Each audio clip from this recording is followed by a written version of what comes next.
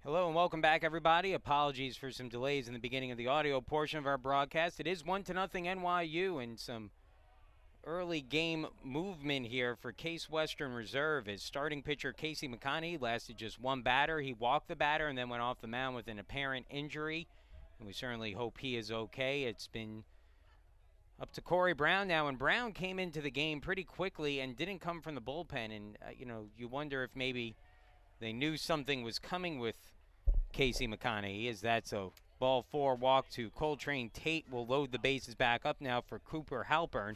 Just to recap the first part of the first inning, which you may have missed.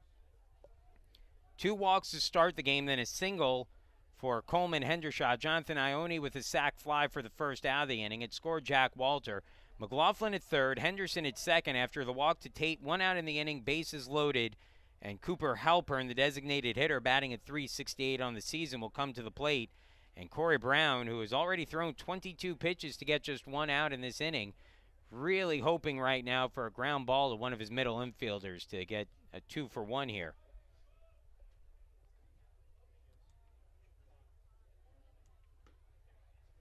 Pitch is taken down and out for a ball, 1-0.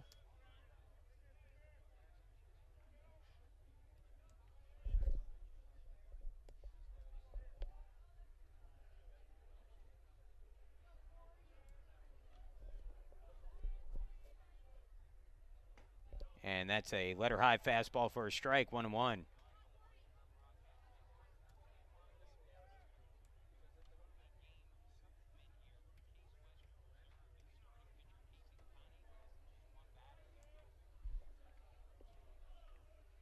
Now the 1-1. Fastball outside corner, called strike 2, 1-2. We'll get you the lineups here for both teams in just a second. Again, Corey Brown on the mound in relief of Casey McConaughey, who did not retire a batter. Lasted just 1 batter, walked him, and again left with some sort of apparent injury. The 1-2 on the way. Curveball foul back, just getting a piece if it was Halpern, 1-2.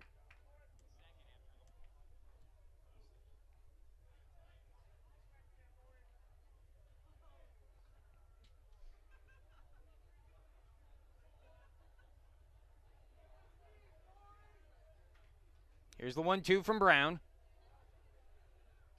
Swing and a miss, strike 3. Halpern down swinging, and there's 2 gone in the inning. Big second out for Corey Brown.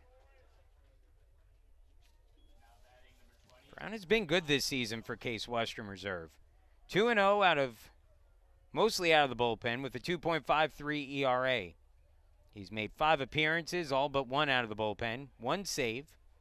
Through 21 and a third innings, he's allowed 15 hits, struck out 19, walked 7. Opponents hitting .214 against him as the count goes to 1-0. Well, if he can get out of this inning with just 1 run allowed, he would have done a good job here. Pressed into some tough duty. Brown trying to settle in. The 1-0. Called strike on the inside corner. 1-1 on the catcher, Scott Hilbrand, who is catching his second game of the doubleheader. Again, the first game was 12-3 NYU striking first, and this is a big game out there now for Case Western Reserve to try to get, especially without their starting pitcher, Casey McConaughey, giving them any depth in this game.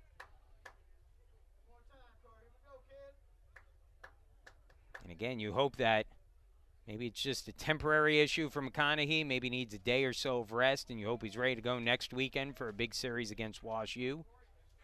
In the meantime, it's up to Corey Brown, who delivers the 1-2. Big curve up and in, 2-2. Bases filled with violets.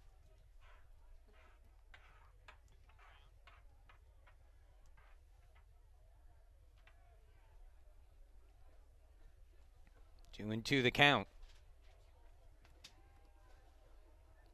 Pitch from Brown, swung on, hit in the air, foul and out of play down the line and left. 32 pitches in the inning now for Corey Brown. He has not had an easy go of it since coming into the contest.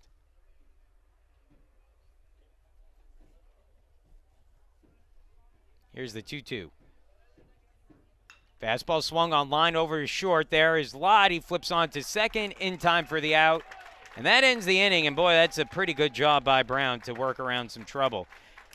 His pitch count high, but again, he got out of the inning with just the 1 run in, and this is going to be a survive and advance kind of game for Case Western Reserve. And now really the onus falls on the bats here for Case Western Reserve to wake up and try to do some damage. And let's go ahead and get you that batting order for the Spartans.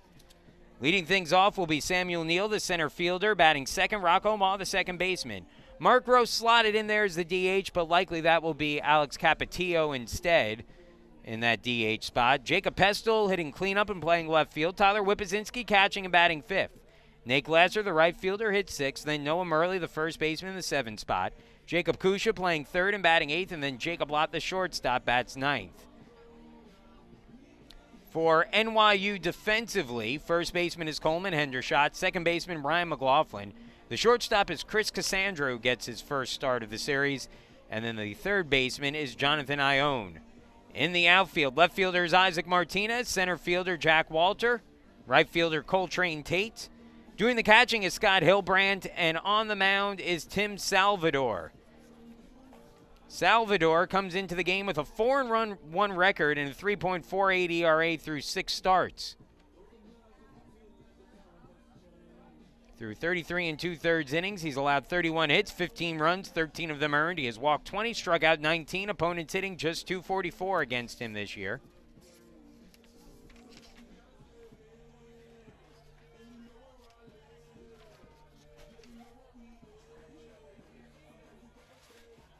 Salvador, who dons number 13, a freshman out of Southport, North Carolina, Phillips Academy, Andover.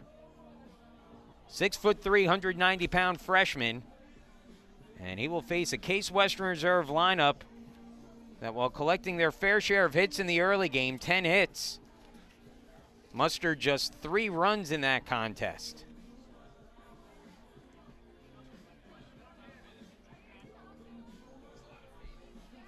Top of the order coming up for Case Western Reserve, it will be Samuel Neal, Rocco Ma, and then the designated hitter. Again, expecting that to be Alex Capetillo. In fact, he does have a helmet and a bat on in the dugout. Salvador getting the start in Game 2 for NYU. They have some more veteran options, but opting to go with the freshman, and that's always interesting to see. Ford Ladd, a sophomore, has pitched well for this team. Their other starter, Sal Kamasuli, is a sophomore as well out of Jericho, New York. But Salvador getting the start here today against Case Western Reserve in Game 2. The righty facing the lefty Sam Neal to start things off, and that's taken for a strike, 0-1. A good effort for Neal in game one.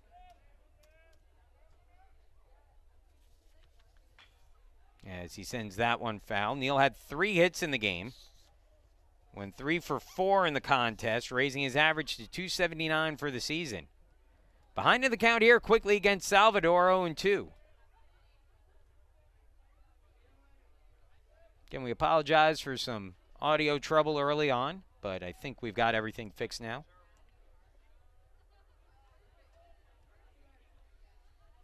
Here's the 0-2. Well outside for a ball, 1-2. Salvador has an interesting delivery.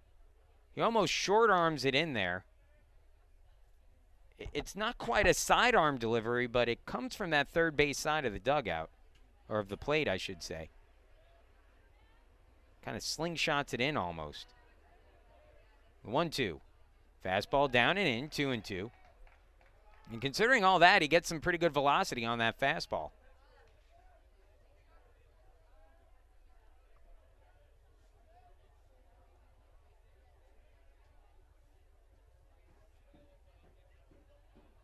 Two-two. Swung on chopper, foul down the first base side. I'll tell you, after a 30-pitch first inning in relief for Corey Brown, it would be great if the Spartans can work Salvador deep in a few counts here in the first. This will be the 6th pitch to Neal. Swung on, foul, tipped back into the dirt again, and the count stays at 2-2. Neal's had a knack of that all season long, working counts, especially early in the game.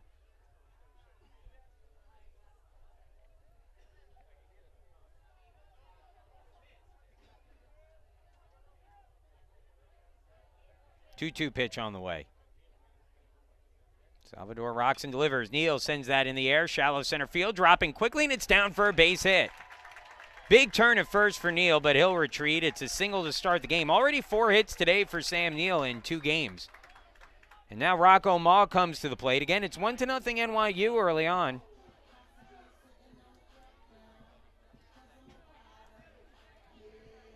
Rocco Maw will be the batter. A .390 hitter on the year. He had a hit in 5 at-bats in the early game. 10 home runs on the season for Maw. He has driven in 25 to lead all Case Western Reserve players. 2-2 pitch, or if the, first pitch of the at-bat is on the way, and it misses down and out for a ball, 1-0.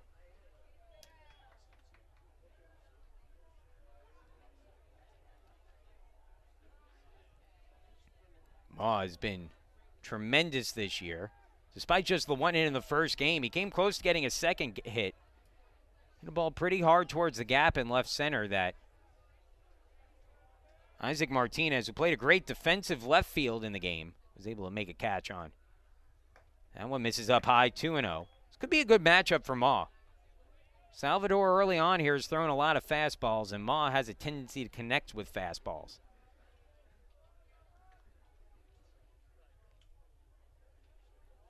He's driven his share of pitches so far this year. 2-0 on the way. Takes it, runner goes, it's out in front of the bag, and sliding in safely into second base is Neal with the steal. Count goes to 2-1 at the plate.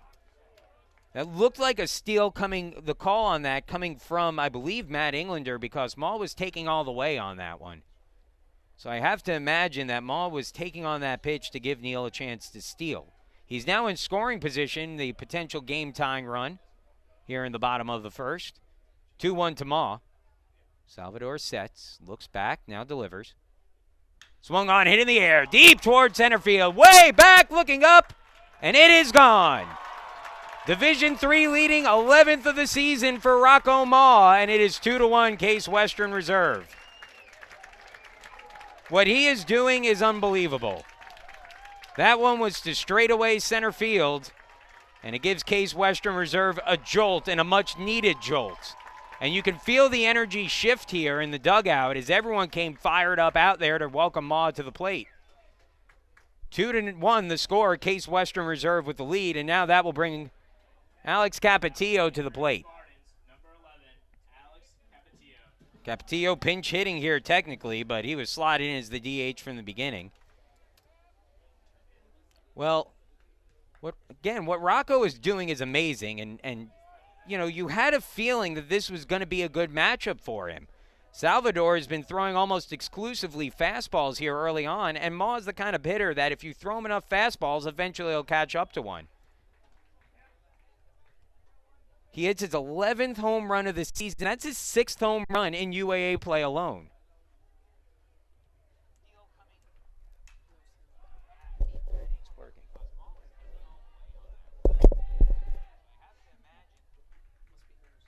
And so that one.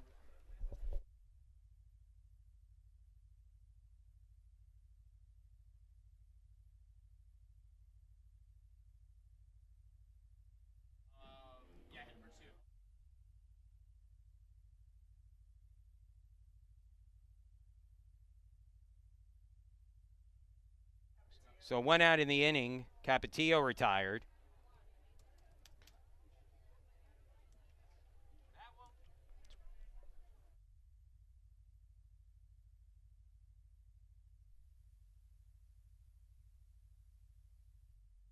Jacob Pestel now at the plate, and that one misses outside. So the count 2-0 on Pestel.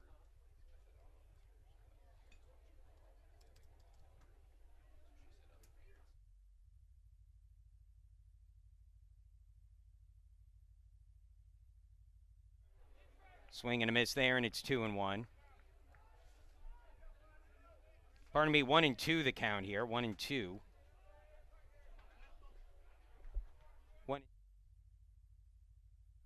That one, line drive softly over to short, and the catch is made. And there are 2 gone.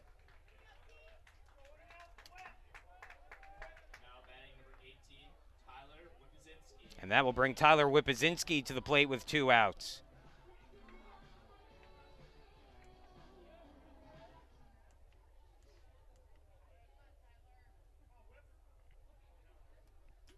Whip hitting a 284 on the year, and that one misses inside. Almost hit him. 1-0 the count.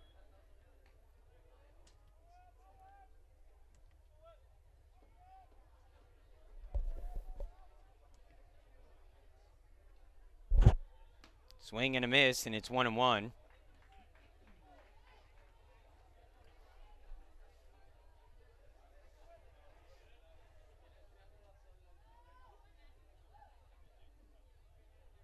Inside, and that hits him on the back. Salvador misses inside with that pitch. And he's on, Whippazinski is on at first base. And now Nate Glasser to the plate with 2 outs and a runner on.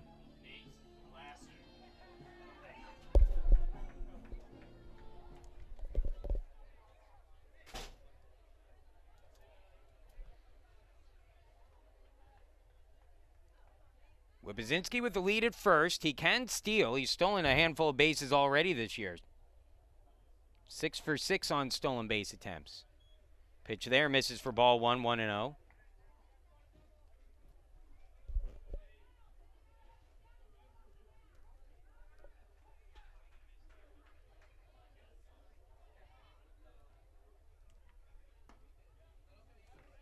Two and 0 the count.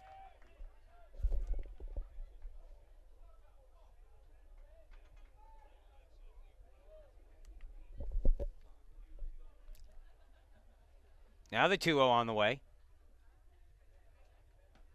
Fastball, little inside, 3-0.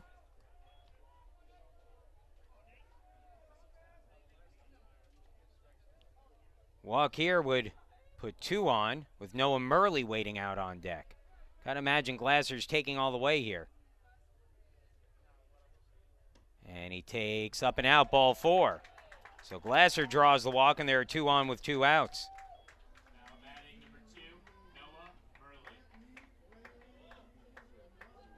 Well, it looked like Salvador was settling in after the 2-run home run to Ma.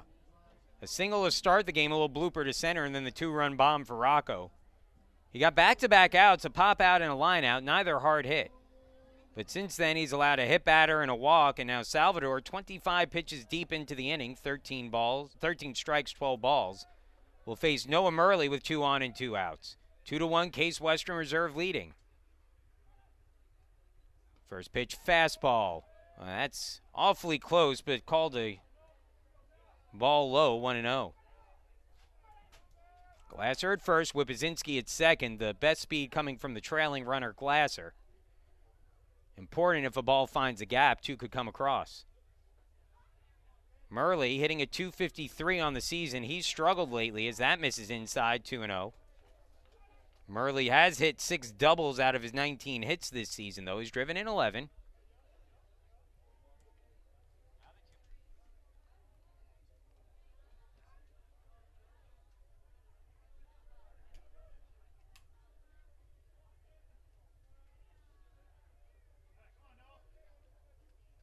Two and 0 the count.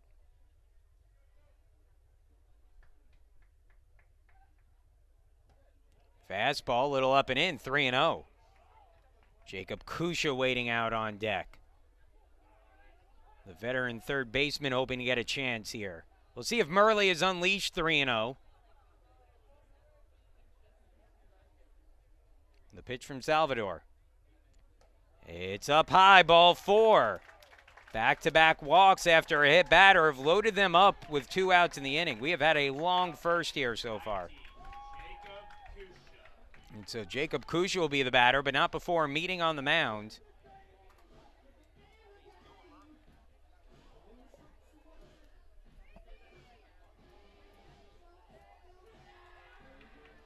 As that will be one of the NYU assistant coaches who comes out to have a talk.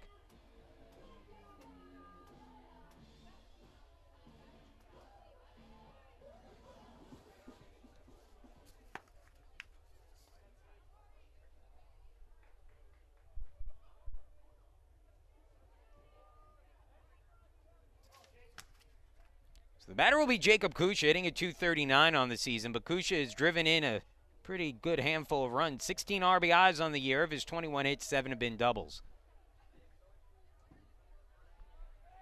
4 straight out of the strike zone now. More than that, actually, for Salvador. And let's see how aggressive Kusha is. First pitch takes it up high for a ball. Well, with the bases loaded, this is a situation if you're a hitter where if you're Kusha and you get your pitch, a fastball that you can hit, you got to jump on it here. You have to have the feeling that Salvador, who has really lost his control here, is going to try to lay one in at one point with the bases loaded and 2 outs. He does with that one. It's right below the letters for a called strike. 1-1 is Kusha taking all the way. 2 long half turns of the inning here. Neither starter, well, Casey McConney did not last long at all. Corey Brown helped limit the damage, and now Salvador trying to do the same for NYU. Swing and a miss there for Kusha, and he's now behind in the count 1-2.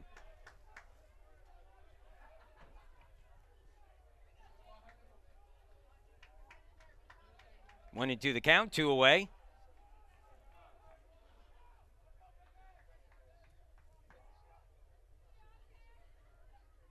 One, two. Swing and a miss at a pitch in the dirt, strike 3. It's picked up by the catcher who steps on the bag at home to end the inning. But the damage done. 2 runs on 2 hits, a 2-run homer for Rocco Ma. We will move into the second inning. 2-1, Case Western Reserve leading. Due up for NYU, Cassandra Martinez and Walter. 8, 9, and 1 in the order when we come back.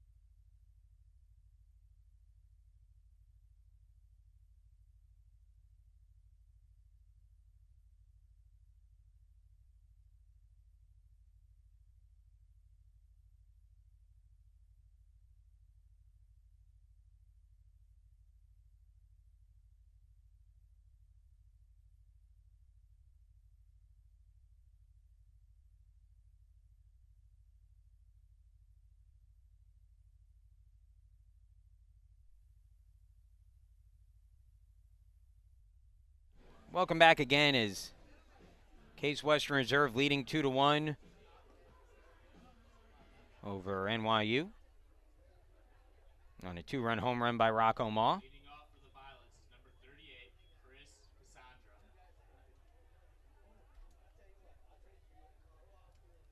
8-9-1 due up for NYU in the inning.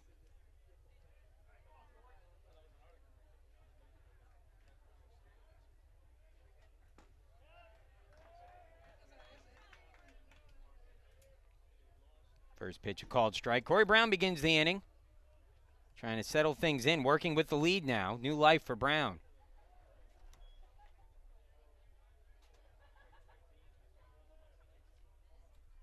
That one misses for a ball.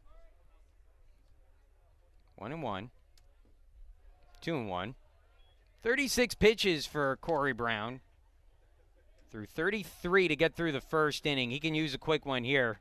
Case Western Reserve is going to need some length out of him today. 2-1. Up high, 3-1.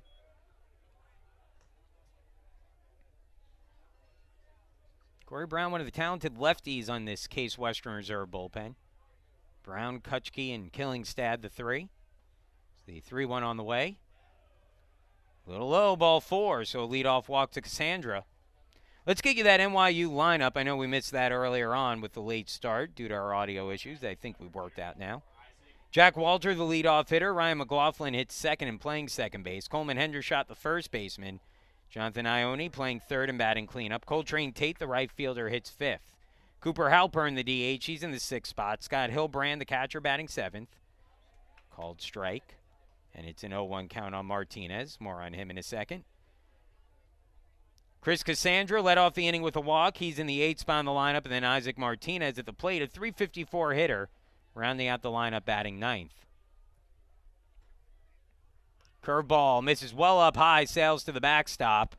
And on a wild pitch, Cassandra moves up to second base, the potential game-tying run in scoring position.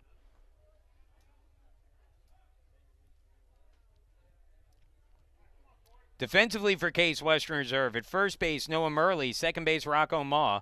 Shortstop is Jacob Lott, and the third baseman, Jacob Kusha. In the outfield, it's Jacob Pestel in left. Center fielder, Samuel Neal. And the right fielder is Nate Glasser. Doing the catching, Tyler Whippozinski.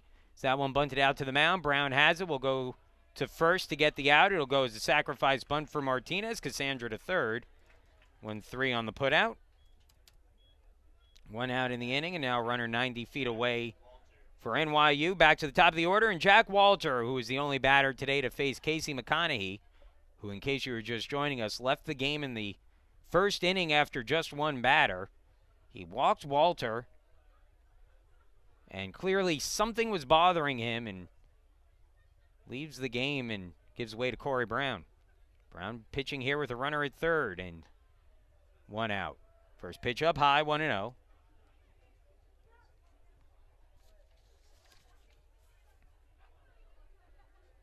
Walter hitting at .233 on the season. Was 0 for 4 with a run scored in the first game.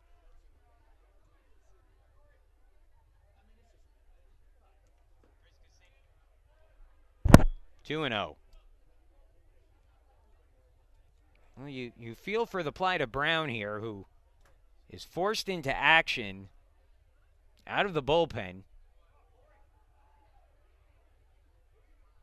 as the 2-0. Hit in the air, sky high, deep to center field. Neal will line it up. It should be deep enough to get the run in.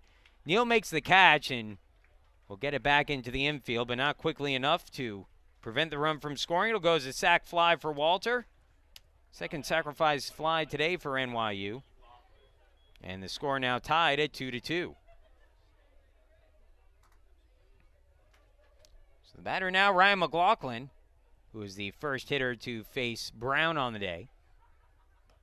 First pitch fastball up high, 1-0. Batting here with 2 outs and the base is empty. McLaughlin walked in his first at bat. Eventually was left stranded at third base. Called strike, 1-1. Bullpen is moving for Case Western Reserve. That is Scott Kutchke out there. Get the feeling as that misses for a ball, 2-1. It's going to be a burn the boats kind of day for Matt Englander. But this is a big game for him to win. 2-1 on the way. Squares to bunt, pulls it back, takes it high, 3-1.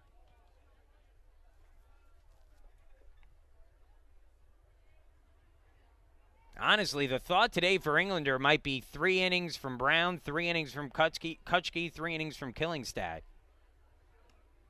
Called strike, full count, 3-2.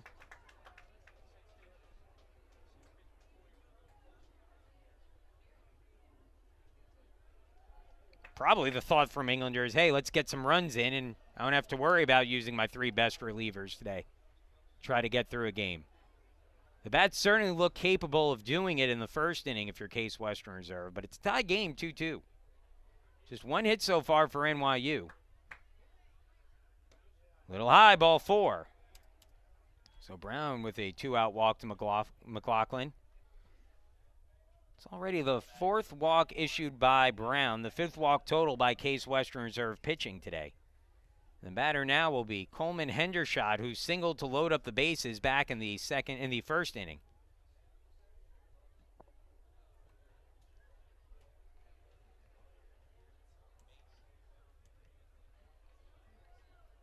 Hendershot, a .386 hitter on the season. He was 2 for 5 in the first game with 2 RBIs.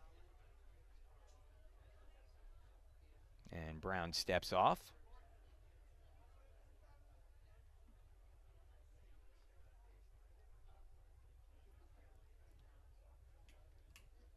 Now Brown ready, comes set. First pitch to Hendershot. Nope, throw down to first instead, skips it in the dirt. And McLaughlin walks back in.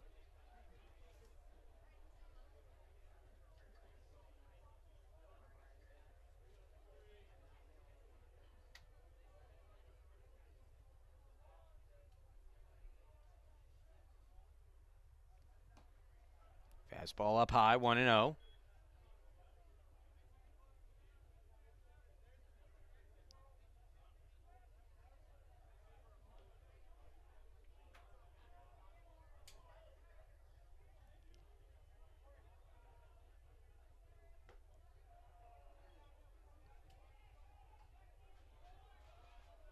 Two and 0 the count.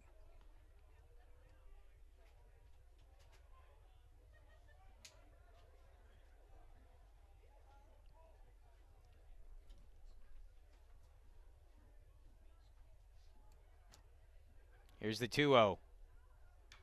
Laced in the air, but foul and out of play, 2-1.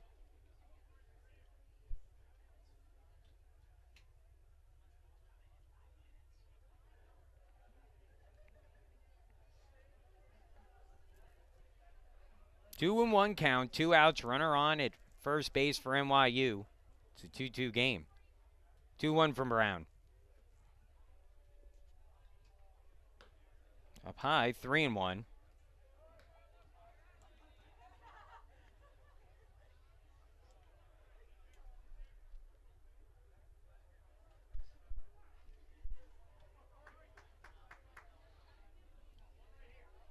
Brandon Stuckey, one of the assistant coaches for Case Western Reserve, shifts the outfield. Is that pitch taken for a called strike? Full count, 3-2. So a 3-2 count on Hendershot. McLaughlin will get the early start from first base with 2 outs. Brown comes set and delivers a 3-2 pitch. Nope, throw down to first, and he skips that one over as well. Nice crowd here today. Cleveland fans enjoying the good weather. Temperature close to 70. It's sunny out. It's about as good as it gets this time of the year here. 3-2, swing and a miss, strike 3, and Brown gets the strikeout to end the inning. NYU gets a run back without a hit, and we will move into the second inning, bottom of the second. Case Western Reserve and NYU all even, 2 runs apiece. It'll be 9-1-2 for Case Western Reserve in the second. Lott, Neal, and Maul when we return.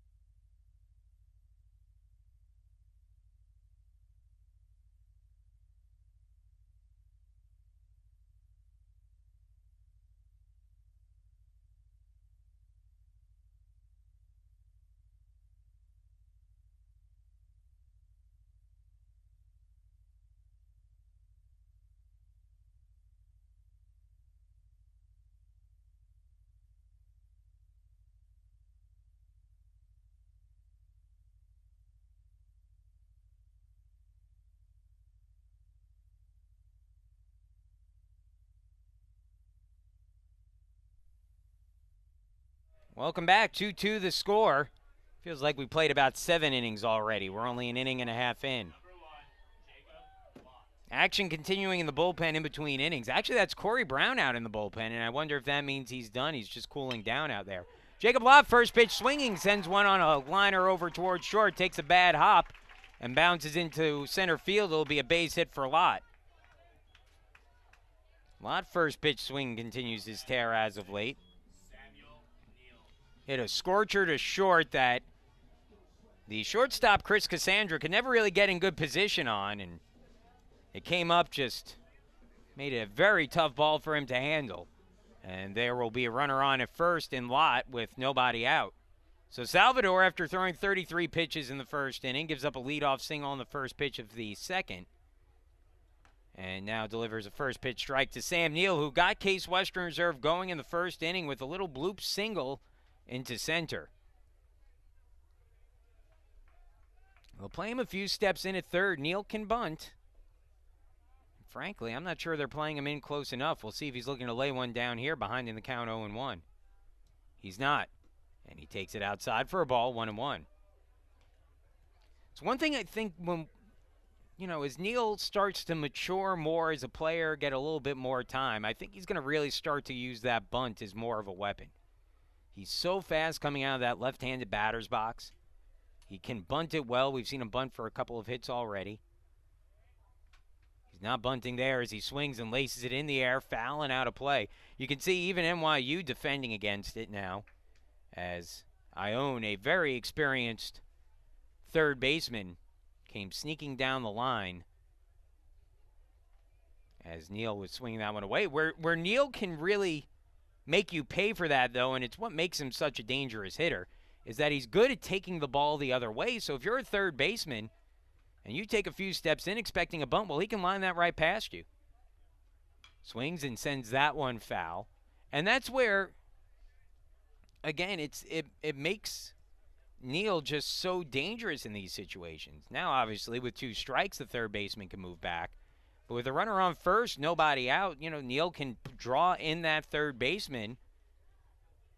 Listen, just by, it's not exactly rocket science in this account. If you see a left-handed leadoff hitter, you're going to assume that he's probably a guy who can lay a bunt down the third baseline.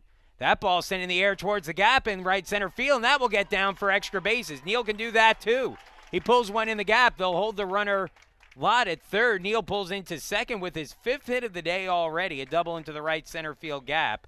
And it's second and third now with nobody out, and here comes Rocco Ma. Well, the only problem with that double for Neal is that I think at this point, if you're NYU and you pitch to Rocco Ma here,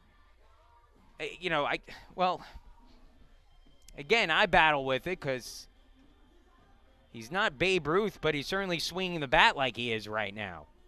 So I think what you do here if you're NYU, you pitch very carefully to Ma if you're Salvador. You don't intentionally walk him, but, boy, you better not give him a fastball to hit with 2 in scoring position right now. He swings and lines that one into left field. It's a fastball down the middle, and Ma will drive in a run with a base hit. He's driven in all 3 in the game. That's just too good a pitch to give him. It's a base hit, and that makes it a 3-2 lead for Case Western Reserve. And we'll bring Alex Capetillo to the plate for his second at bat of the day. Capetillo, the designated hitter, trying to keep an early inning streak going here. Single, double, single so far to start the frame for Case Western Reserve. A run on the board and runners on the corners. Good speed as well, and something to watch out for with runners on at first and third and nobody out. Ma, great speed at first. Neal, great speed at third. Line drive down the line in right and foul. 0-1 the count. Capetillo popped out to second his first time up.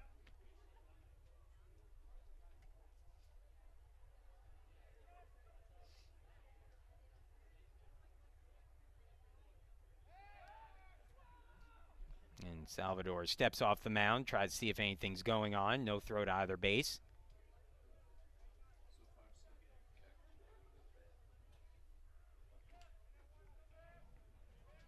The 0-1.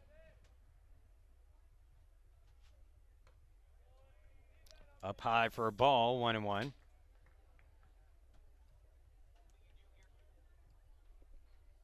1-1 the count. Nobody out. 2 on. A run in already for Case Western Reserve. The Spartans lead 3-2. Capetillo pops it back, fouling out of play. 1-2 the count.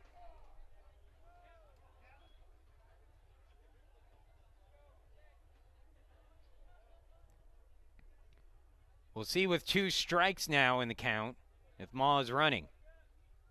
He dances off the bag at first as Salvador sets on the mound. Ma not going. The pitch well outside. Boy, a great job by Hilbrand to get that one cleanly as the count evens 2-2.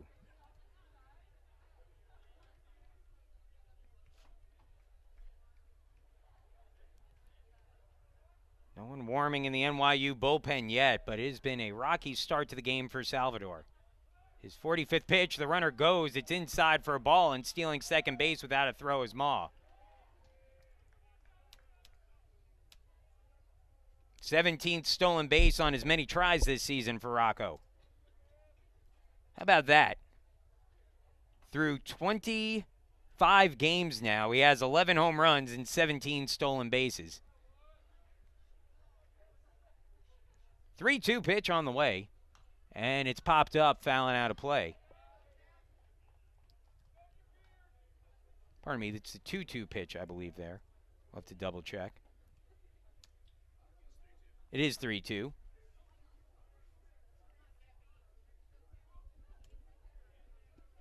Now another 3-2 to Capetillo with 2 in scoring position. Swings and hits that in the air, deep towards left field, angling towards the line, staying in fair territory and making the catch along the line is Martinez. Tagging at third and coming in to score is Neal. It'll be a sacrifice fly and an RBI for Capetillo on the play, and it's now 4-2 Case Western Reserve leading. 1 out in the inning, still runner in scoring position, and now Jacob Pestel will be the batter. Pestel hitting a .288 on the season. A lot of offense in this one early on. 4-2 the score. We're in the bottom of the second. 2 runs in each of the first 2 innings for Case Western Reserve. 1 run in each of the first 2 innings for NYU. First pitch to Pestel, who lined out softly to short his first time up. Taken up and in for a ball, 1-0. 1 out in the inning. Ma in scoring position at second. Pestel at the plate, a .288 hitter. Came in as a pinch hitter in the last game. That's a called strike, 1-1. Ended up staying in the game and playing center field. He went 1 for 2 at the plate. Here's the 1-1. Fastball, ground ball up the middle, through for a base hit. Ma with good speed, turns the corner at third. Here comes the throw. It's going to be cut off by the first baseman, Coleman. Hendershot. And coming into scoring an RBI single for Pestel is Ma. It's now 5-2.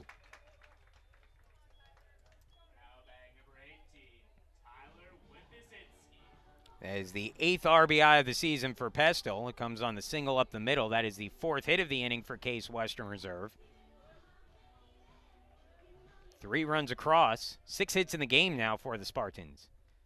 And Tyler Whipzinski will be the batter. He was hit by a pitch in his previous at-bat. And he's hit by a pitch again.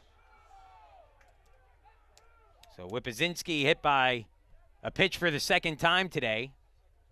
Heads down to first, and we'll get a meeting on the mound as Doug Kimbler will come out to have a talk with his pitcher, and he's not going to wait any longer. He's going to the bullpen. So NYU head coach Doug Kimbler has seen enough from Salvador. He's going to the pen here with 1 out in the second. 5-2 the score. Case Western Reserve leading. 2 on, 1 out. Nate Glasser coming to the plate to face the new pitcher when we return.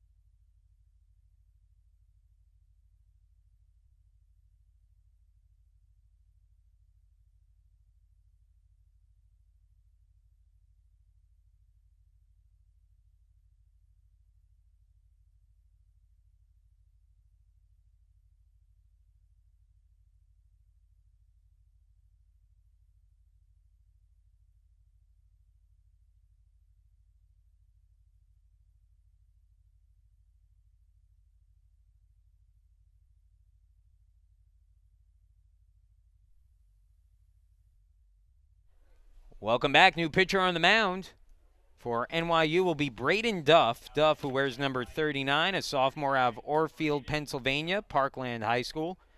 6'1", 180-pound right-hander. On the season, Duff will be making his 9th appearance. No record on the year and a 4.82 ERA through 9 1/3 innings. The sophomore has allowed 10 hits for a .278 opponent's batting average. He's given up 7 runs, 5 of those earned, walking 8, striking out 6 batters. And will come in here in relief for Salvador, who still has an open book in this game with 2 runners on his account. Let's get you some updated scores from around the UAA. And again, we have one other UAA game going on right now. That is Brandeis at Emory. They're playing a doubleheader there today also to try to avoid some bad weather. And in game 1 of the doubleheader, Emory with the win, improving to 14-15 on the year. An 8-4 victory for the Eagles in that one. So they have played fairly well since coming out of Cleveland. After losing 3 of 4 here, they have won now 4 of their last 5. In game 2, however, they're losing 1-0 to Brandeis. A Washington University Illinois Wesleyan game originally scheduled for today was postponed, so the only other game scheduled. That ball poked through the right side of the infield by Glasser and threw for a base hit on a hit and run. A well-executed hit and run, and just poking it through is Glasser, and that's exactly how you draw that one up. Whipzinski goes to third. Pestel comes in to score, and it's now 6-2 Case Western Reserve. Still just 1 out in the inning. And runners on the corners now for Noah Murley. Murley walked in his first at bat. Was left stranded at first base. He's hitting a .253 on the season.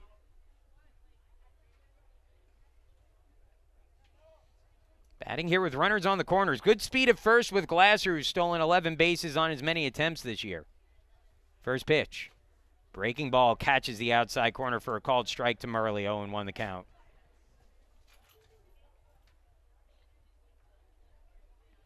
Murley's been slumping lately, but can break out of it big here with a base hit. The 0-1. Checks his swing, holds up. It's a 1-1 count. Salvador,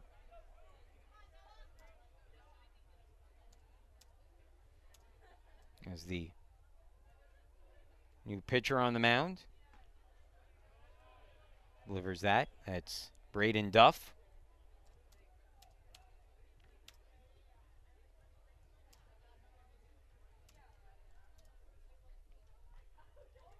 Two and 1 the count. Runner goes. The pitch taken for a ball. The throw comes short to the second baseman who came in to get it. As Glasser will steal his 12th base of the season. Count goes to 3-1 meanwhile at the plate. So 2 in scoring position again for Case Western Reserve. Whipzinski at third, Glasser at second. Maybe most importantly, takes the double play off here. Breaking ball, called a strike. Duff coming with that slider a lot, trying to just dot the outside corner with that. And if you make your adjustment at the plate here, the goal as the hitter now is just try to send that the opposite way. Go with the pitch. Dunk it into right field, especially in this situation with 2 on and 1 out. Murley gets that in the air, deep enough to center field that it should score the run. Walter in center makes the catch. Tagging from third and coming in to score is Whipzinski. The throw goes to third, but that will bring across the 5th run of the inning. It's now 7-2 Case Western Reserve. Glasser stays at second base on the play. And now Jacob Kusha will be the 9th batter of the inning, coming up to bat already for the 2nd time today out of the 8th spot in the lineup here in the 2nd inning. He's hitting a .236 on the season and can really put a bow on this inning with a base hit to score Glasser. Kusha struck out swinging to end the 1st inning. Takes what looked like another slider for a called strike. Well, you want to talk about a difference of 2 pitchers. Duff seems to be throwing almost entirely sliders here, at least a pitch with some break away from the right-handed hitter. Whereas we saw almost entirely fastballs from Salvador. That one foul back, and it's 0-2 on Kusha. And Duff a strike away from getting out of the inning. The book is now closed on starting pitcher Tim Salvador, and we'll get you that final line on him in between innings. Meanwhile, it's an 0-2 count on Kusha. See if he can do some two-strike hitting here. Here's the 0-2 pitch. Swing and a miss, strike three, and that ends the inning. But not before the damage is done. 5 runs on 5 hits for Case Western Reserve. They lead 7-2 as we head into the third inning, 7-2 the score. Ione, Tate, and Halpern due up. 4, 5, and 6 in the order for NYU when we come back. Mention we get you the final line on Salvador. He went an inning and a third, 6 hits, 7 runs all earned, 2 walks, and a strikeout. Corey Brown back out for another inning of work. When we return, he's working with a 5-run lead when we come back.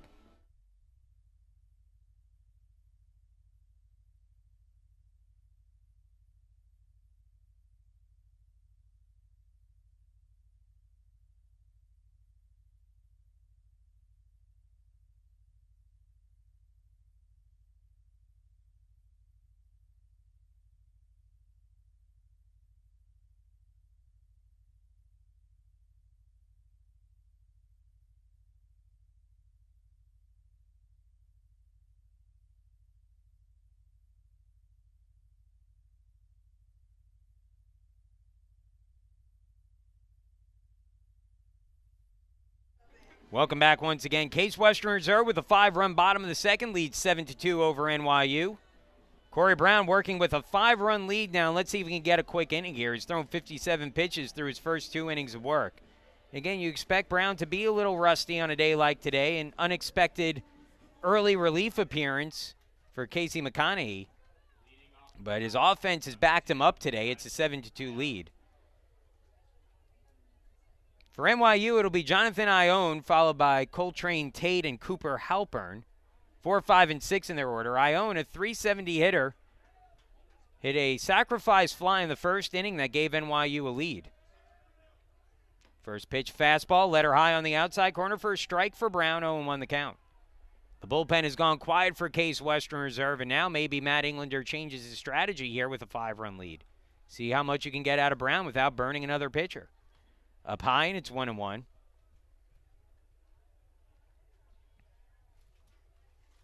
Now the 1-1 pitch. Brown rocks and delivers. Swing and a miss. 1-2 on Ione. Ione, the reigning UAA MVP. Had a great early game. He had a solo home run. And the 12-3 NYU win. Curveball gets away from Brown. He has not been able to locate that pitch consistently today. Misses up high for a ball, 2-2. 2-2 pitch.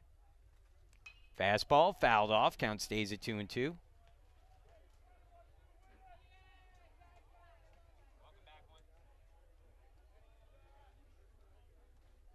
Two-two pitch from Brown. Rocks and delivers. Fastball hit in the air, foul down the line in right and out of play onto the grassy berm, which is occupied by some students out there today. Again, everyone coming out to watch some baseball today on a beautiful day in Cleveland.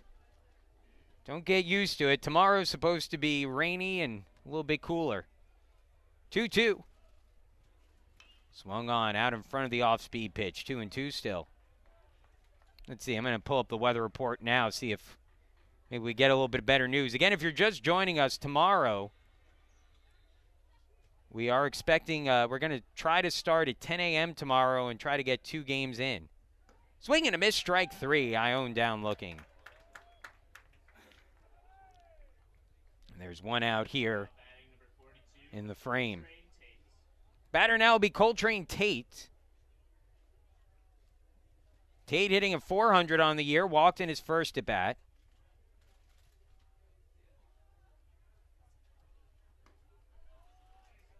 That's a called strike, 0-1.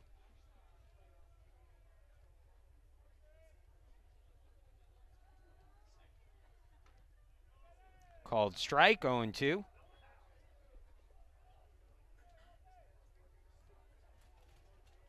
Brown maybe settling in a bit. Here's his 0-2 pitch.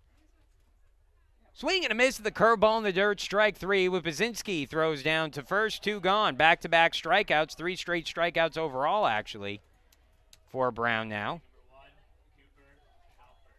Dating back to last inning. He has 4 strikeouts in the game. And now Brown, with 2 outs in the inning, looking for a 1-2-3 inning.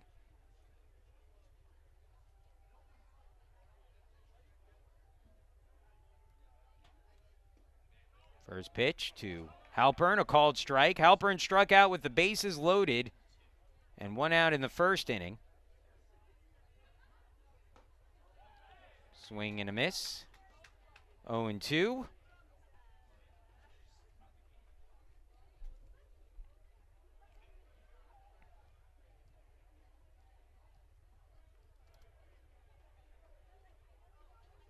Up and out for a ball, and it's 1-2.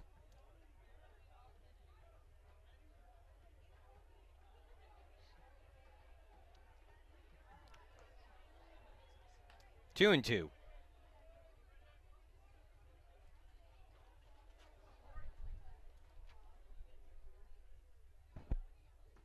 And a called strike 3. Corey Brown strikes out the side in the 3rd inning. He strikes out 4 straight overall now. And we'll move into the bottom of the 3rd. Case Western Reserve, 7-2 leaders in this one. In the 3rd, Jacob Lott, Samuel Neal, Rocco Maw. 9-1-2 in the order when we return.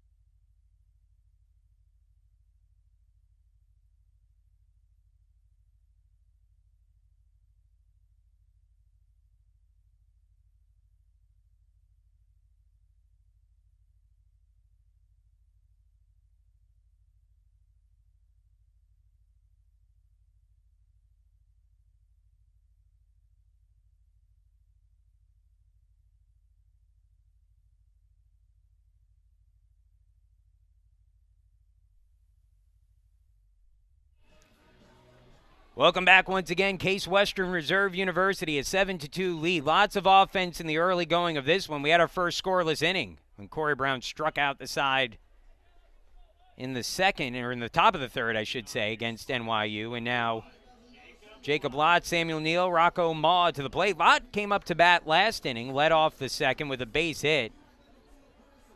Hit a hard line drive to the shortstop that Chris Cassandra tried to field on 1 hop and just took a bad hop and ate him up. Pitch misses up high for a ball to Lott, and it's a 0-1 count. Or pardon me, called strike, and it's an 0-1 count. Now the 0-1 on the way. Outside, 1-1.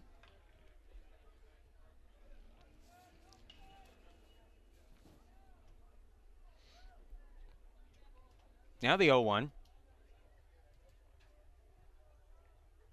Curveball. Lott sits back on it and fouls it off. 1-2. Well, that's going to be the next part of Jacob Lott's evolution, is learning how to hit that good college off-speed pitch. But you can see he has really gotten locked in as of late. The 9-hitter in the lineup. He's hitting a .292 on the year. Swings and misses that one, strike 3.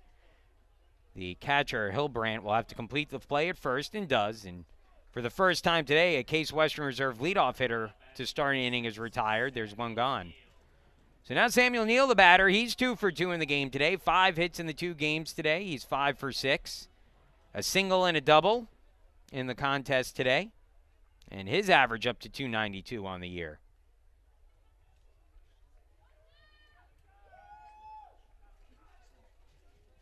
Neal's first time facing Duff. Squares to bunt, pulls it back, and takes a strike, 0-1. Yeah, I just love that approach from Neal, and I know it's something I spoke about earlier, but if you can draw in that third baseman enough to try to line one the other way, and that's why he's going to, well, that one popped in the air, shallow right.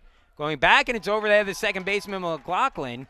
And it drops in for Neal's third hit of the game and his, what is that, sixth hit of the day now.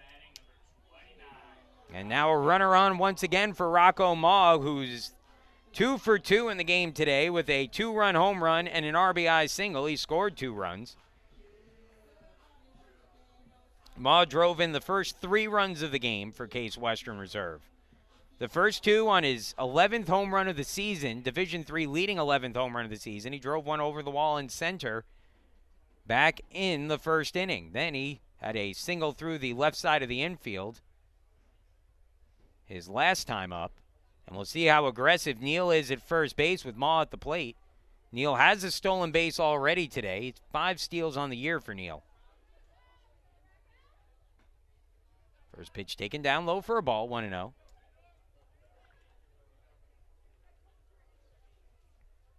Braden Duff begins his first full inning of work after coming in relief for Tim Salvador. Throw down to first, not in time. Good showing of fans here today. The Case Western Reserve track and field team out in full force today. Out enjoying the game. They'll be at the All-Ohio Championships this week. Curveball hit in the air deep towards center field. Chasing back the center fielder Walter at the warning track. He makes the catch for the out. Maul gave that one a nice ride, but just barely missed it. That time sending a breaking ball deep to the wall in center. So 2 gone in the inning now, and Alex Capetillo will be the batter. The designated hitter is 0 for 2 in the game. Popped out to second base his first time up, and then had a sacrifice fly. So 0 for 1 in the game with an RBI and a sac fly, I should say. Throw down to first, not in time, as diving back in is Neal. And again, a situation where if you're Case Western Reserve, you can get aggressive here on the base pass. Try to get a runner in scoring position for Capetillo. Throw down to first again, and once again, Neal diving back.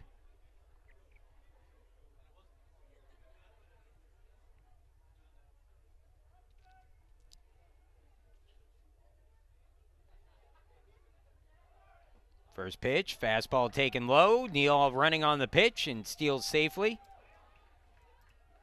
The catcher, Hilbrandt, didn't pick it up cleanly, and that cost him any chance to get Neal, who steals his second base of the game and his 6th base of the season. Meanwhile, 1-0 count now on Capetillo with a runner in scoring position. Breaking pitch, broke a little early, 2-0.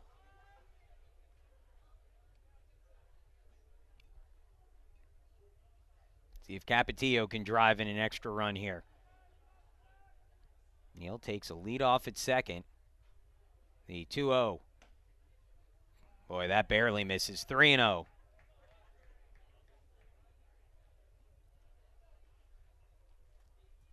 Looks like Hilbrandt's getting his signs from the dugout.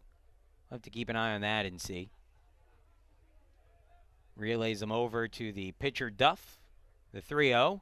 Capetillo had the green light on that, but holds up anyway and takes it up and in for ball 4. So Capetillo checks his swing on a 3-0 pitch, and he'll reach on a walk. First and second now with 2 away, and Jacob Pestel will be the batter.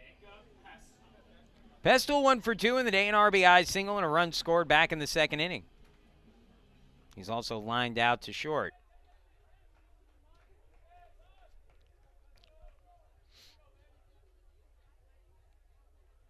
First pitch on the way to Pestel.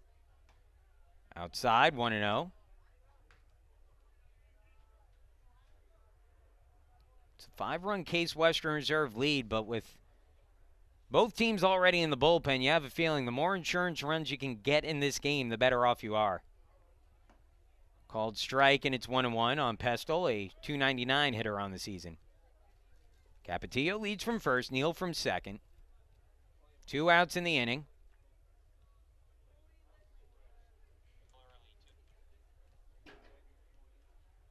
1-1. In the dirt, 2-1.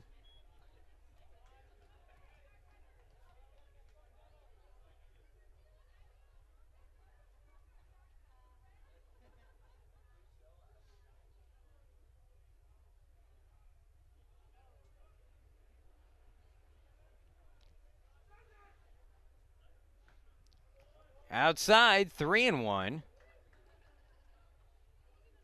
And if you're Duff here, with Tyler Whippazinski waiting out on deck, you have to go after Pestle. 3-1, 2 outs. We'll see how aggressive Pestle is. Here's the 3-1 pitch. Outside, ball 4.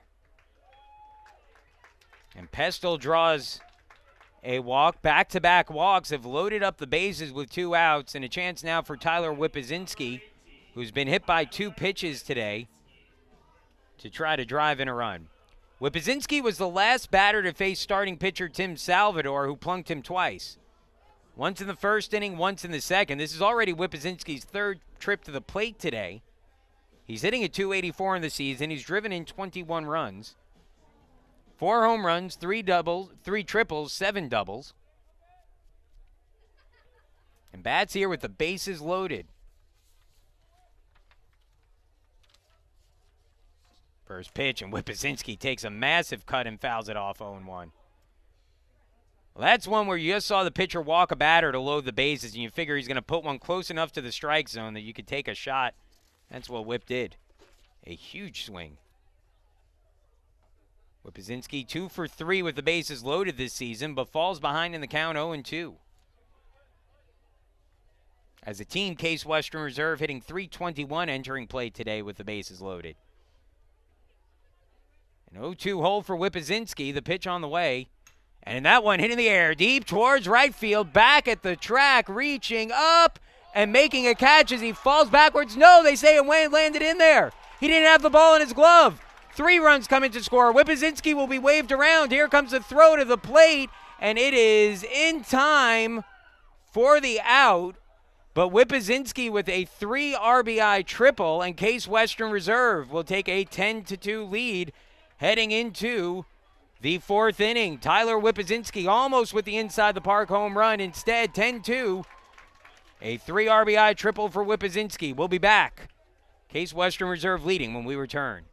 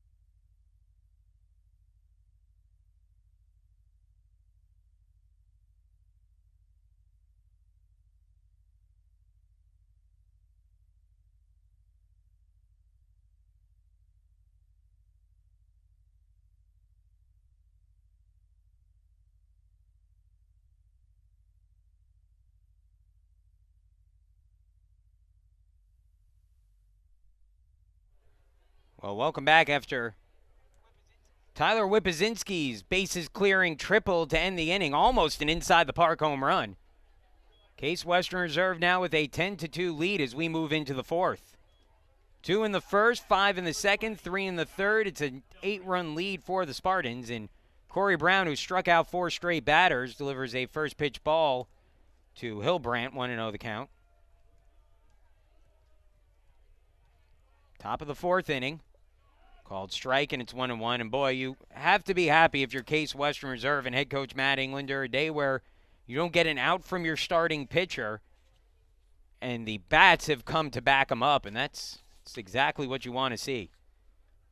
Hilbrandt grounded down the first baseline, diving stop as the ball goes foul. Murley knocked it down, but the count goes to 1-2 on Hilbrandt. Bottom of the order, Hilbrandt, Cassandra, and Martinez due up for NYU.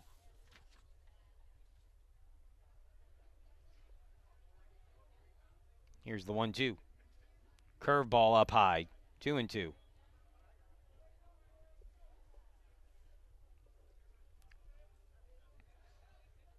Two on the way. Fastball, boy, just missed. Full count, 3-2. Awfully close to strike 3.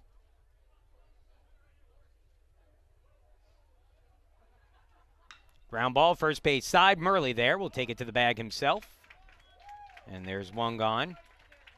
It ends a streak of 4 straight batters struck out by Corey Brown. But he's now retired 5 in a row overall. And the batter will be Chris Cassandra, who comes to the plate.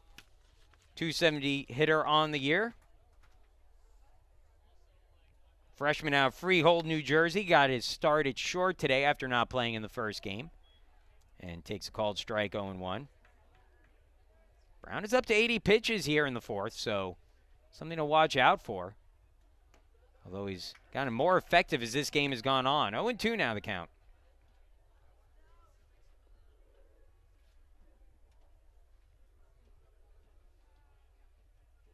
The 0-2 from Brown. Curveball. Tried to go back door with it, and it just misses for a ball. 1-2.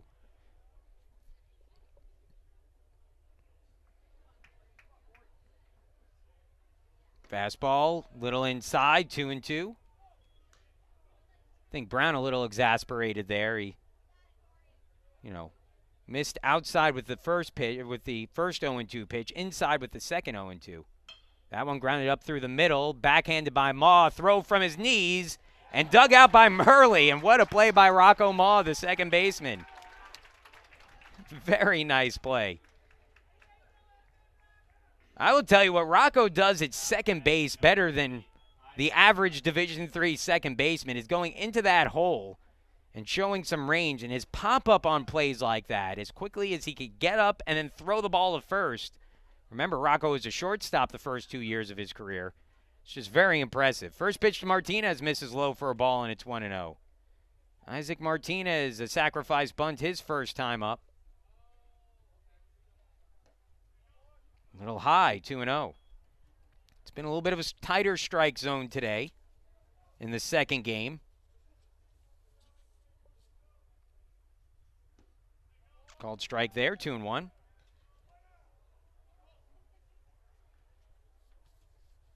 And pardon me, in the first game I mistakenly said Gary Rasplowski was behind the plate. He actually is behind the plate for this one as it's chopped softly to short. Lott has it, throws to first. Good stretch by Murley, and that ends the inning. Another 1-2-3 inning for Corey Brown, who's retired 7 in a row. We go to the bottom of the 4th. Case Western Reserve leading 10-2 the score. It'll be Glasser, Murley, and Kusha due up when we return.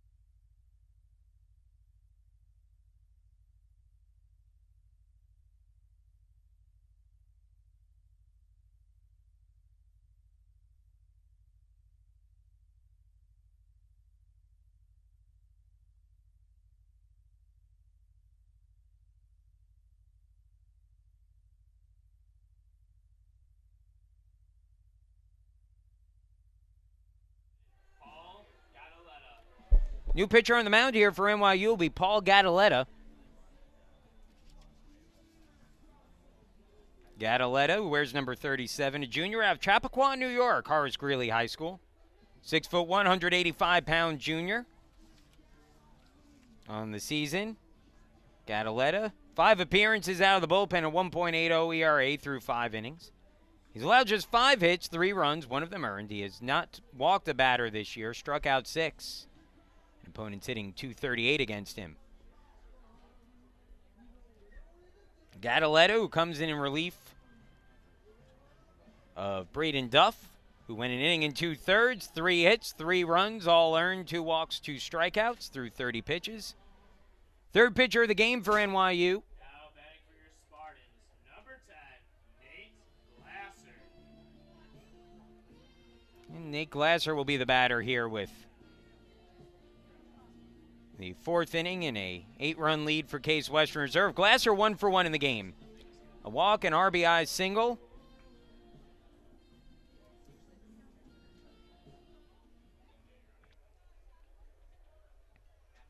Glasser hitting a .282 on the year. And takes a first pitch strike from Gattaletta. It's 0-1.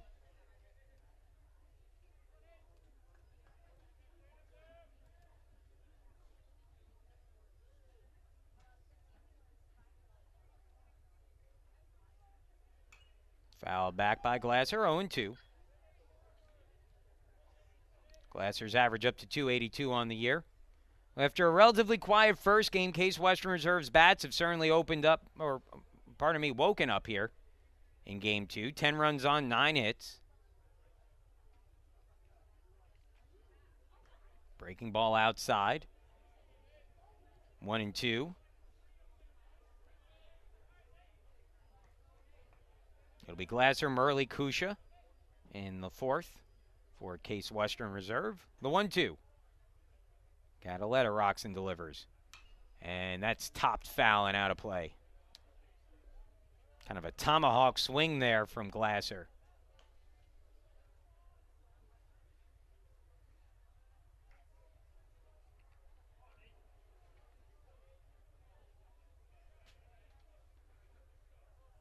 One and two the count. Nobody out. First batter of the bottom of the 4th inning.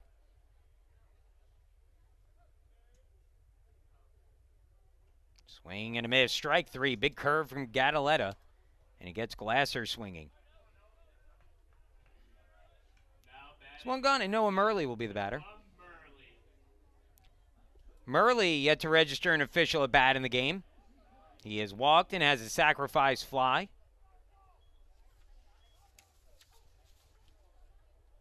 Drove in his 12th run of the season with the sac fly earlier. That was back in the 2nd inning. Takes it up high for a ball. It's 1-0.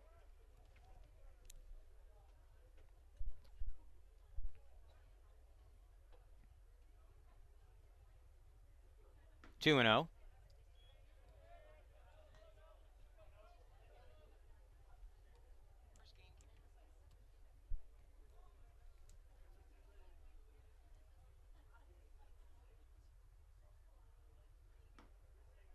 Three and 0.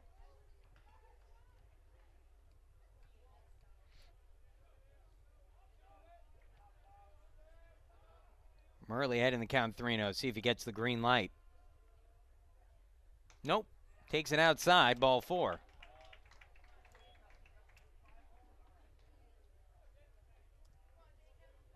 There's now 5 walks in the game for NYU pitching. And the batter now will be Jacob Kusha, who's going to try to join in the fun. He is the only Case Western Reserve hitter in the lineup today to not reach. By the way, we're only in the 4th inning. Kusha has struck out swinging twice, once to end the 1st inning, once to end the 2nd inning. And that one is a called strike, 0-1 the count.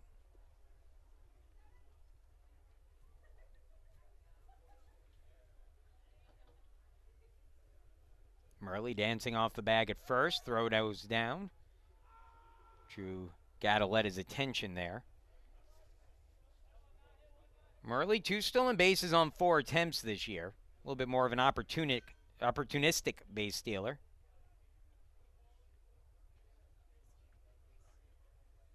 Not running here as the pitch misses, 1-1.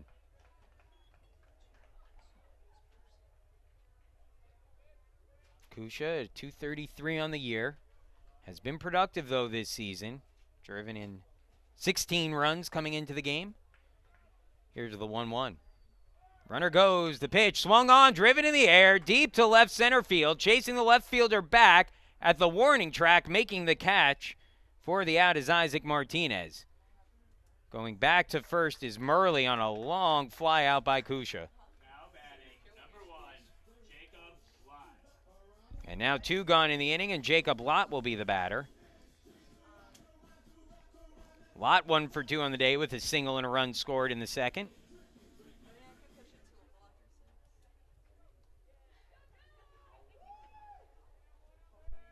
Hitting a .289 on the season. He's been swinging a hot bat the last couple of games.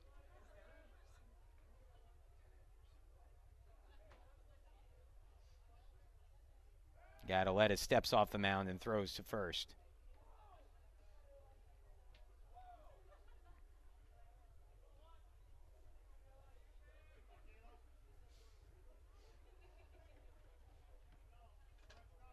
Murley again takes his lead. Not going as the pitch taken down and out by Lott, 1-0.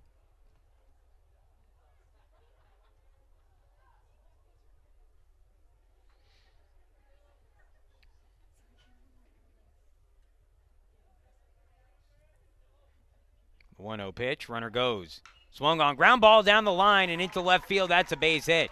Let's see how long Murley can run for. The ball is picked up out there. They'll stop Murley at third.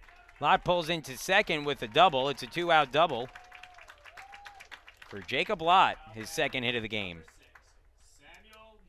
And so now, second and third, 2 away, and Samuel Neal will be the batter, and Neal is red hot. 3 for 3 in the game here. He scored 3 runs, 2 singles and a double. Overall today, he is now 6 for 7.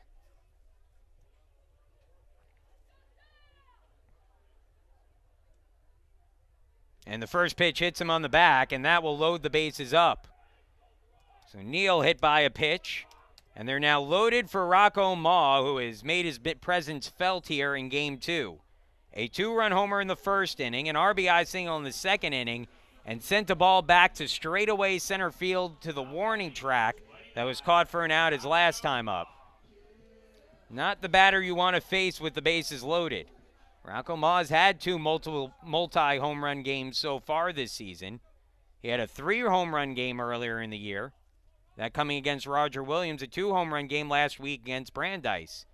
And a first pitch curve taken for a strike by Gadaletta.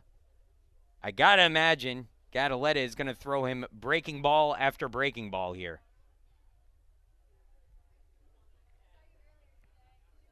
Here's the 0-1. Outside for a ball, 1-1.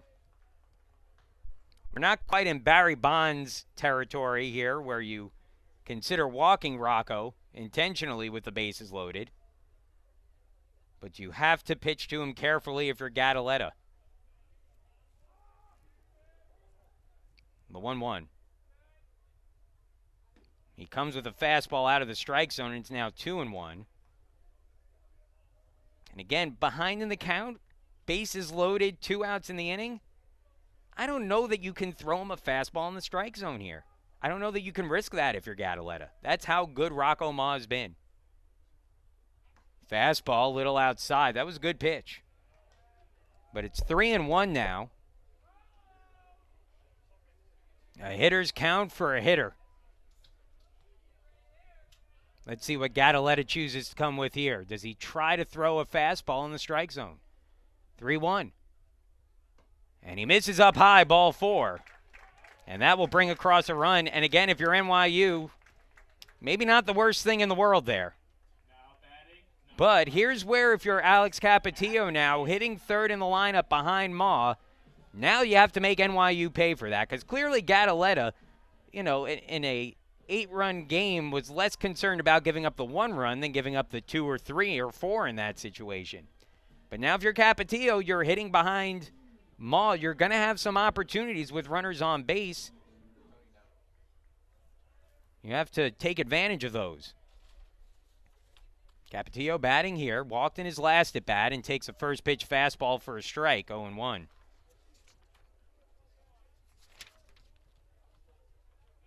Capetillo 1 for 1 with the bases loaded coming into play today, this season.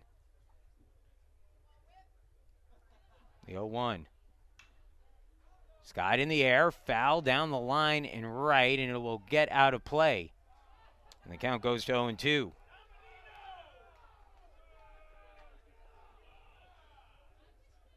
If I'm not mistaken, that's some of the Case Western Reserve alum out there in right field. Yeah, that is. And that was Jake Shields, former Case Western Reserve pitcher, who I think secured that one out there. 0-2 on the way. Breaking ball in the dirt. Good job to keep it in front of him by the catcher, Hilbrandt. Count is now 1-2 on Capetillo.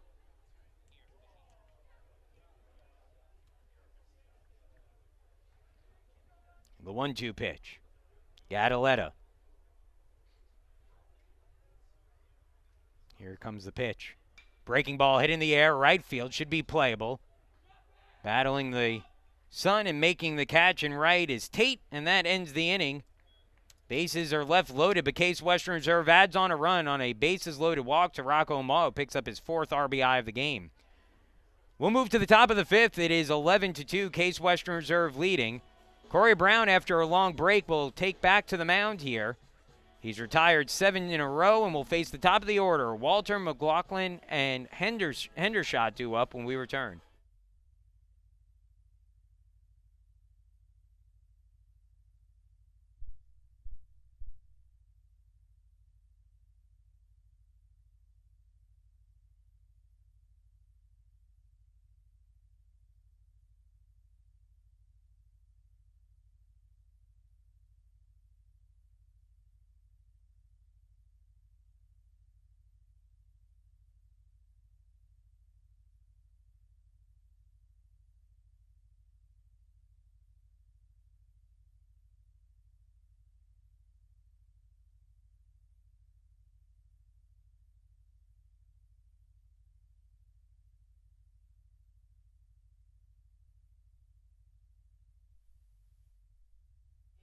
Well, welcome back. Corey Brown has really settled in nicely. He's retired 7 in a row. Again, in an emergency relief appearance. He's at 88 pitches for the game.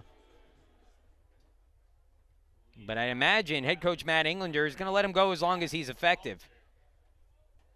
You know, Corey in an interesting situation this season because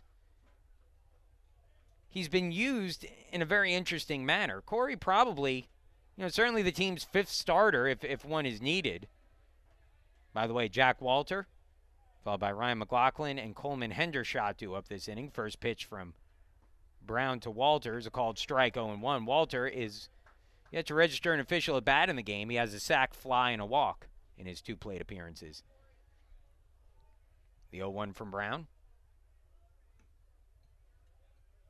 Misses for a ball, 1-1.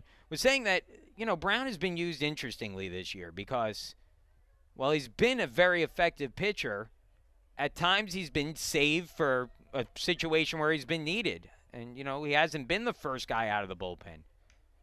That one foul back. Obviously, Killingstad in close and late situations. Scott Kutchke has kind of been the bridge to Killingstad a lot of times. But where Brown has been successful is in that long relief role, as good as he's been.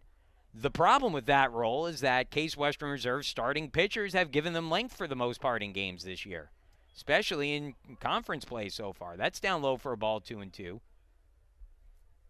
So what's a long reliever to do when there's no long relief to be had? But Brown has been good when he's been out there, and now, depending on what happens with McConaughey, might be forced into a different role. That one misses inside and hits Jack Walter, and Walter is on base for the 2nd time today. And so a runner on now. That ends a streak of 7 straight retired by Brown. Starting to get into the meat of that NYU order is Ryan McLaughlin will be the batter. McLaughlin has walked twice today.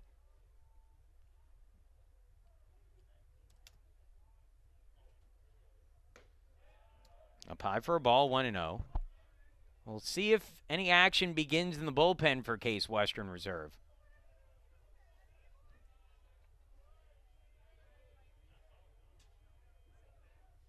McLaughlin squares to bunt, takes it low, 2-0. Brown was so locked in for that third and fourth inning and seems to have lost a little after a long time on the bench. Here's the 2-0 pitch. Called strike, 2-1. He's approaching 100 pitches as well.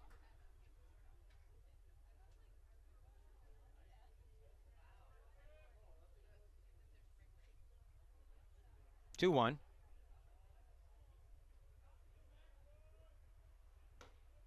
Up high, 3-1. Ideally now, if you're Matt Englander, the team's leading by 9. If you can find a way to get one more run if you're Case Western Reserve, make it a 10-run game, and then just try to hold on to that lead through the 7th inning, you could save your bullpen a little bit today. That's a called strike, full count, 3-2. The bullpen will get up and moving. We'll see who heads out there to throw. Payoff pitch, and it's fouled away. Count stays at 3-2 as Brown now at 99 pitches. And that is Kutchke who will begin to warm, I believe.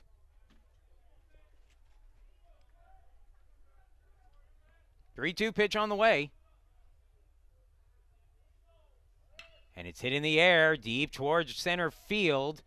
Neal has a beat on it, though, and will make the catch for the out. And Walter will retreat to first with one gone in the inning. What Brown wouldn't do here for a ground ball. Try to save his arm a little bit. Hendershot 1 for 2 on the day coming to the plate, a .382 hitter on the season. A single in the first, struck out swinging in the second.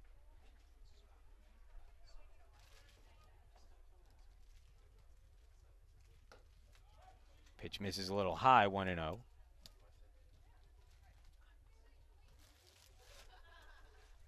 This has been a good effort, though, for Corey Brown. Pressed into emergency action, and he has done well. The 1-0 pitch.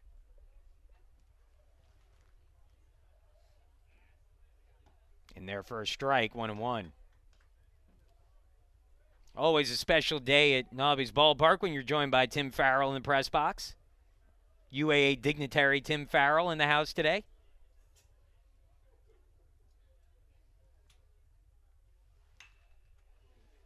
Line down the line, and it's a fair ball. And that should be extra bases. Picked up in right. The runner will be waved around, and he will score. It's an RBI double for Hendershot, and it's now 11-3. Walter came all the way around from first on that one. A one-out RBI double for Hendershot. So that cuts the Case Western Reserve lead down to 8. Now Jonathan Ione will be the batter. Ione 0 for 1, a strikeout swinging and a sacrifice fly.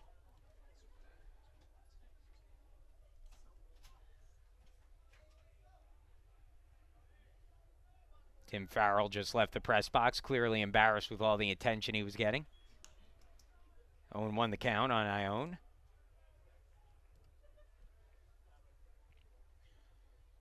NYU not out of this yet in what is a bullpen game. It's an 8-run deficit. Plenty of time left in this game if they can get a couple runs. Try to cut the deficit down. Brown misses with that one, 1-1.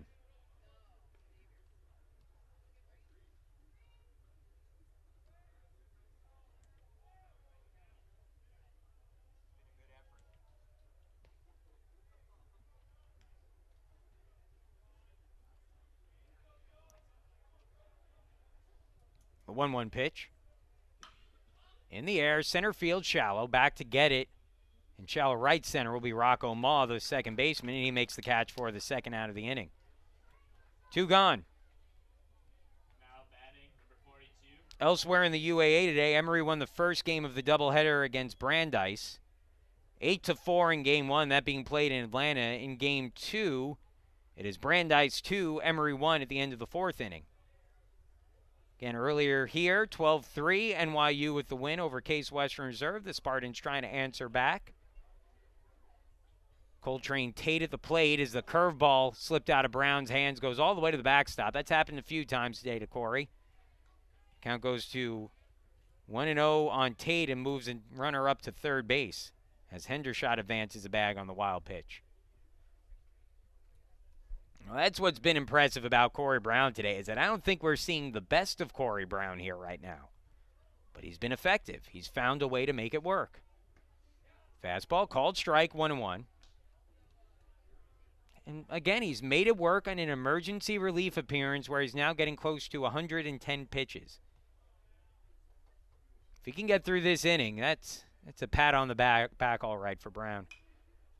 Fouled off, 1-2 on Tate. And listen, give the Case Western Reserve bats credit today, too, for taking some pressure off of Brown early on.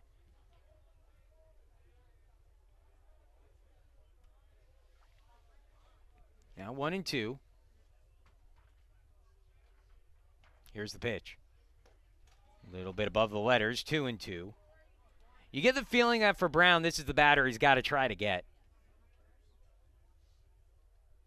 And you got to try to get them all, but this is the one that kind of puts the exclamation point on his outing.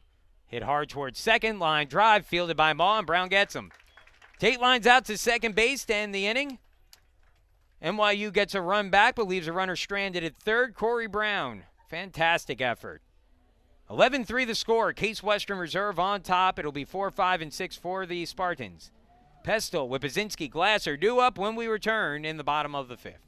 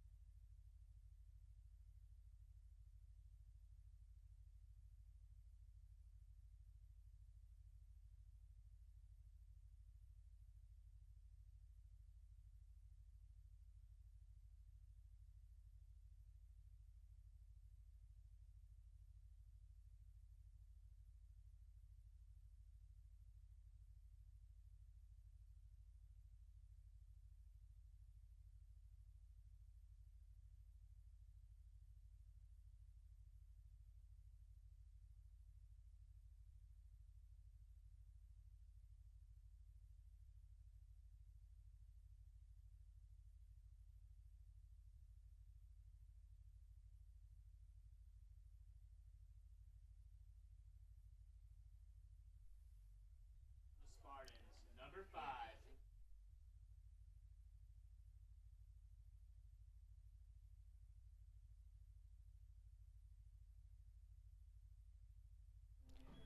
Welcome back once again. Case Western Reserve University leading 11-3 over NYU. It's Pestel, Whippazinski, and Glasser due up in the inning. Pestel 1 for 2 on the day. 2 runs scored, an RBI single back in the second. He's also lined out to short. Takes the first pitch from Gadaletta for a ball, 1-0.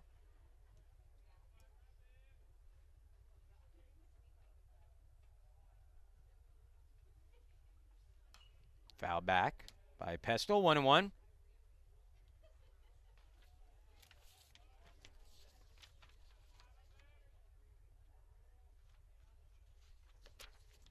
Well, this could be a good bounce back game here for Case Western Reserve. Leading by 8. Still plenty of baseball left. Pestel pops that sky high. Shortstop has it. Lining it up, making the catch is Cassandra for the out. And there's one gone. So I'll bring up Tyler Whippazinski. Whippazinski got tired of getting belted by pitches. He was hit by pitches in the first and second inning. So in the third, he decided to triple with the bases loaded and drive in 3. Sent a ball deep into right field that Coltrane Tate was almost able to pull in, as that misses up high for a ball. Tate, in fact, thought he had it, but it rolled out of his glove and all the way back to the wall. Whippazinski tried to stretch the triple into an inside-the-park home run, but was thrown out trying to score, barely. Down and out there, 2-0.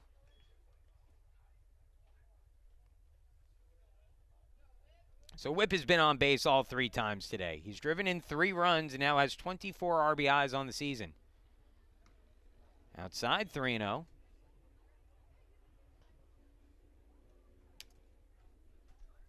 On a day when Rocco Ma drives in 4, Tyler Whipzinski drives in 3. Tends to bode fairly well. 3-0 on the way. And Whipzinski swinging, pops it sky high. Let's see if that stays in play. It won't.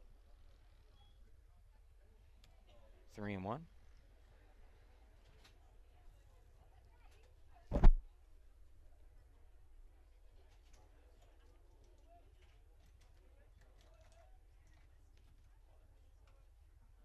And the pitch from Gattaletta. Fouls it back. Full count.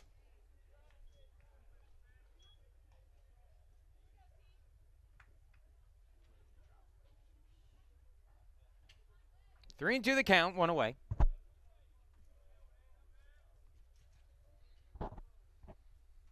Here's the pitch. Gets the end of the bat on it, hits it into foul territory in the air. First baseman over and making the catch is Hendershot, 2 gone.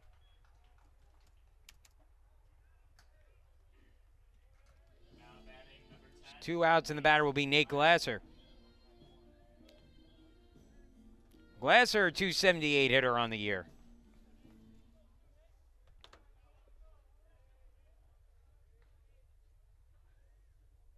One for 2 in the game today. An RBI single in the second. Is also walked and struck out swinging. That RBI single, Glasser, a perfectly played hit and run. With runners on first and second, Glasser just poked one through the hole. 1-0. Called strike, 1-1.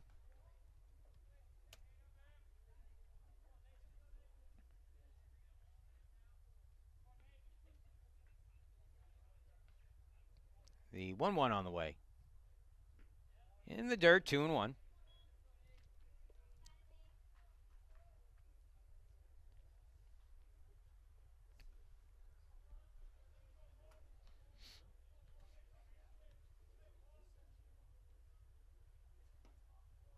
Called strike. And the count evens 2-2 on Glasser. Glasser out of San Diego, California. A San Diego winter day here in Cleveland. 68 and sunny. 2-2. Ground ball hit softly to short. Glasser with good speed. Glove by Cassandra. Throw on to first is in time to get the out. And that ends the inning. No runs, no hits, no errors, no one left on. Gattaletta has a nice half inning, and we'll move to the 6th. First scoreless inning of the day for Case Western Reserve, in fact. 11-3 the score. Halpern, Hillbrand, and Cassandra. 6, 7, and 8 in the order due up for NYU when we return.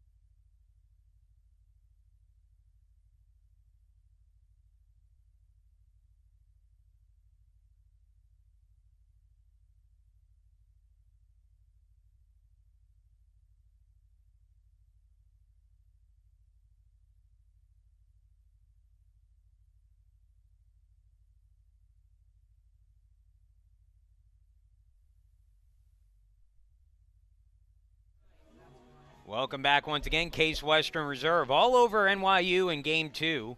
After NYU won 12-3 in the first game, Case Western Reserve has responded so far. 11-3 the score here in Game 2, and a new pitcher on the mound for the Spartans. It'll be Scott Kutschke making his 8th appearance out of the bullpen this season. He's 2-0 with a 2.81 ERA. 16 innings of work for Kutschke. He's allowed 19 hits, opponents hitting .288 against him. He struck out 11, walked 3. 7 runs allowed, 5 of those earned this year. He will face the 6, 7, and 8 hitters in the NYU lineup, Halpern, Hilbrand, and Cassandra.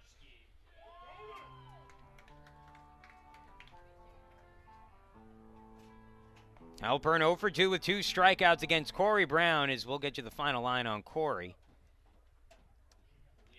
Today for Brown, 5 innings of relief. Emergency relief work. He allowed just 2 hits, 4 walks, 2 earned runs. Struck out 5 in the game. 111 pitches. Wasn't easy always for Brown, but he was effective. And so now he turns it over to Kutchke, one of the other lefties out of this bullpen. I would imagine looking for 2 or 3 innings out of Kutchke if you can get him. First pitch from Kutchke, a called strike, 0-1.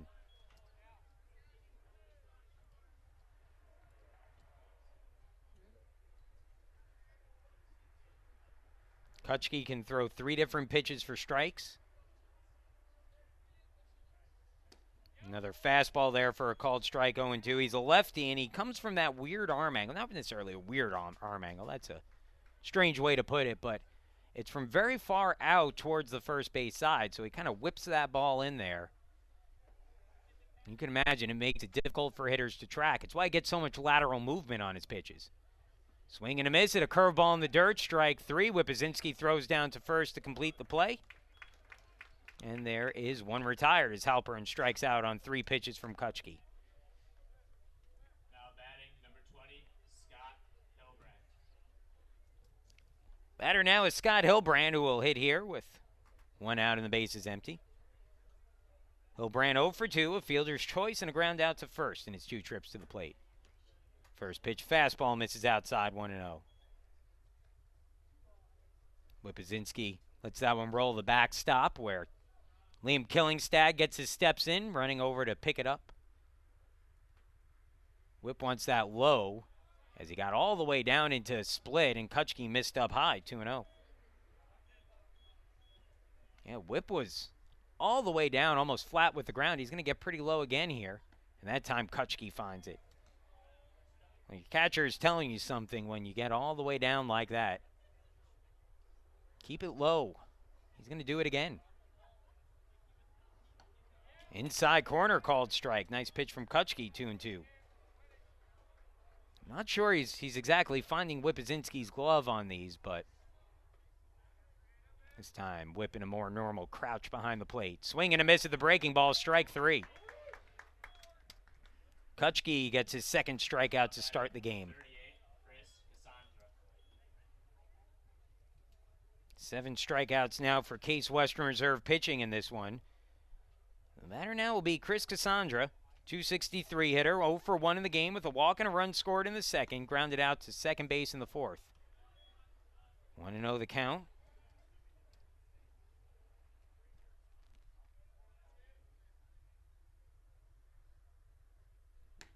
Fastball, a little outside, 2-0.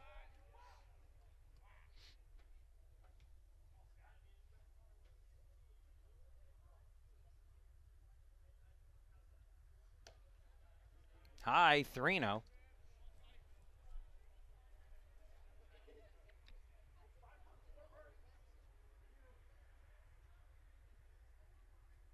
And a 4-pitch walk. So Cassandra walks on 4 pitches from Kutchke. Batter now, Isaac Martinez. Batting, number 30, Isaac Martinez. Top of the 6th inning, 11-3 the score. Kutchke facing the 9-hitter Martinez. That just misses for a ball. 1-0. Martinez 0 for 1 with the sacrifice bunt.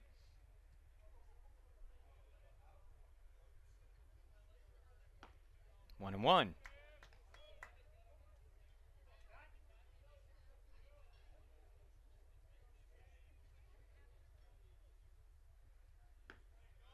One and two.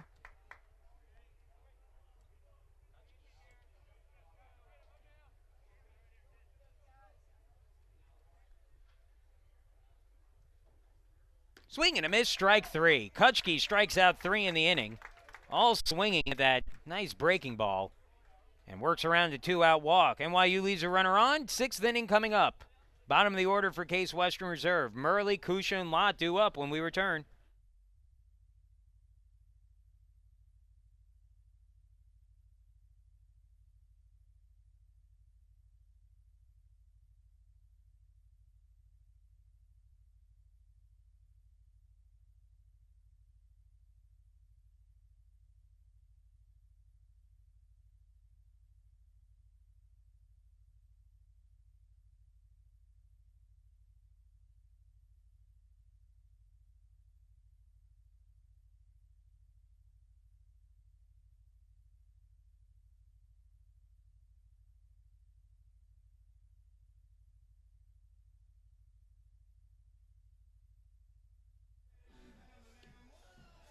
Welcome back once again, Case Western Reserve, leading 11-3. You want to talk about what the perfect situation if Matt Englander could draw it up here.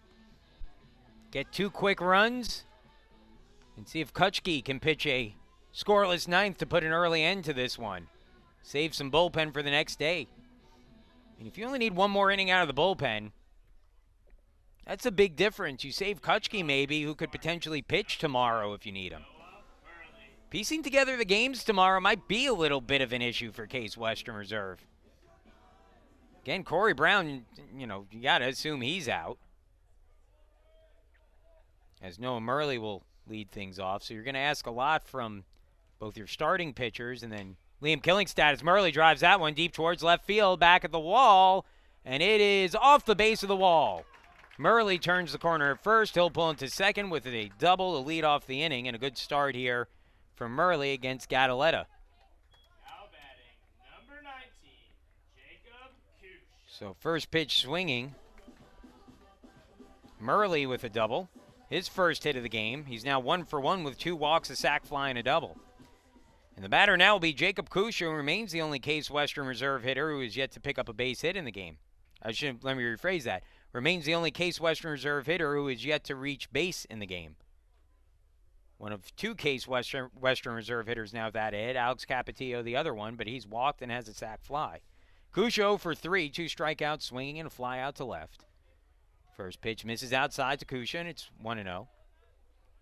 Kusha's fly out to left his last time up was all the way back to the wall. He hit it really hard, and that's the one thing when you look at Kusha today. He's driven a few balls fairly well.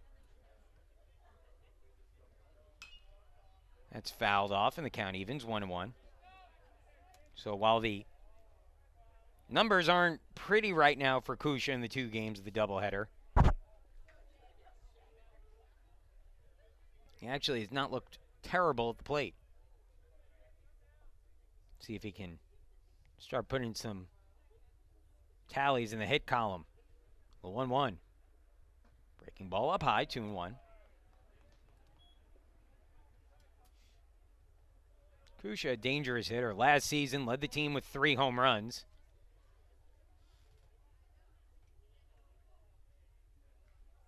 2-1. Well outside, 3-1. He was a .290 hitter last year. Has been a starter pretty much since his first game. Will Joss warming up in the bullpen for NYU. 3-1 on the way. Fastball taken for a called strike, 3-2 full count. Gadaletta took a little bit off of that one and located it down the middle for a strike.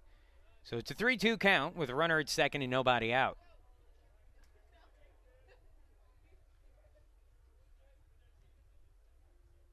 (3-2).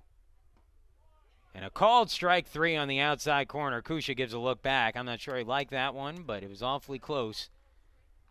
If it wasn't a strike, and that will be the first out of the inning. So Kusha retired on strikes. And that'll bring up Jacob Lott, who is 2 for 3 in the game today. A single, a double, a strikeout.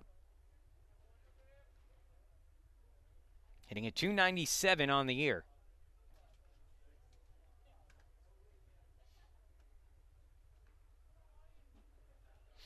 Again, the 10-run rule in effect for the UAA games. As the pitch on the way to Lott, breaking ball, misses high, 1-0.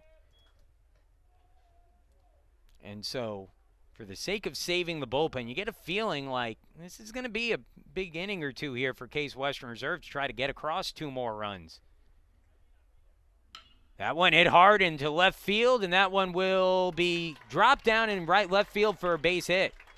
Lott turns the corner at first. He'll pull into second with a double. Coming around to score on an RBI double for Lott is Murley. Now batting, number 6. And it is now 12-3. Lott continues to smoke the ball. He's now 3 for 4 in the game today. And now Sam Neal, the batter, with a runner at second base and 1 away.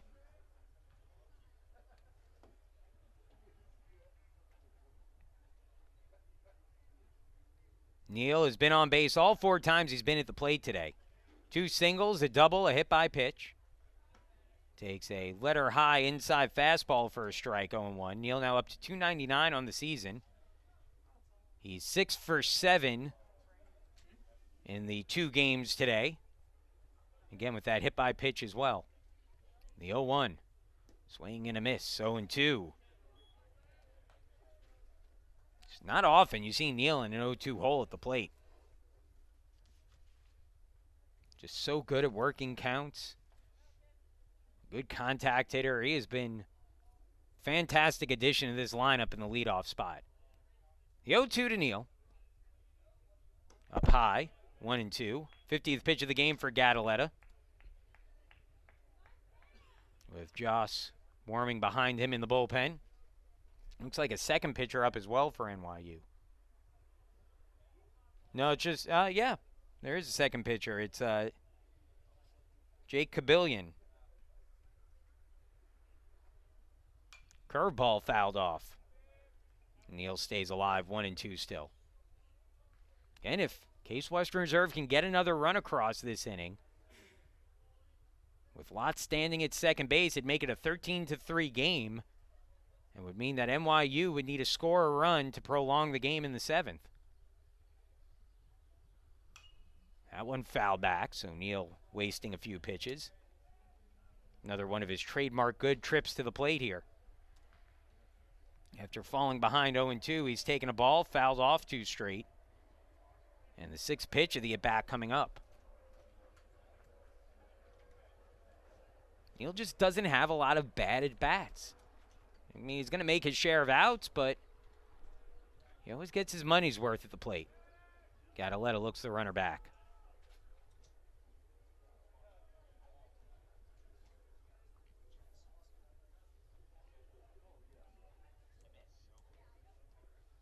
Now the 1-2. Swung on, hit in the air. Right field coming over and making the catch in foul territory is the right fielder Tate for the second out. So 2 gone. And the batter now will be Rocco Ma. Ma hitting at .398 on the season. A 2-run homer in the first inning got Case Western Reserve's bats going. He added an RBI single in the second inning. And a bases loaded walk in the 4th. And with first base open here, NYU will pitch to him, trailing by 9.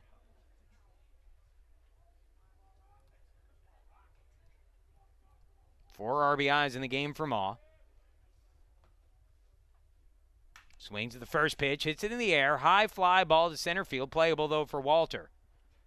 He comes in, makes the catch. That ends the inning. Case Western Reserve adds on a run on 2 hits. It's now 12-3 as we move into the 7th. Top of the order for NYU as the Violets will send Walter, McLaughlin, and Henderson to the plate when we return.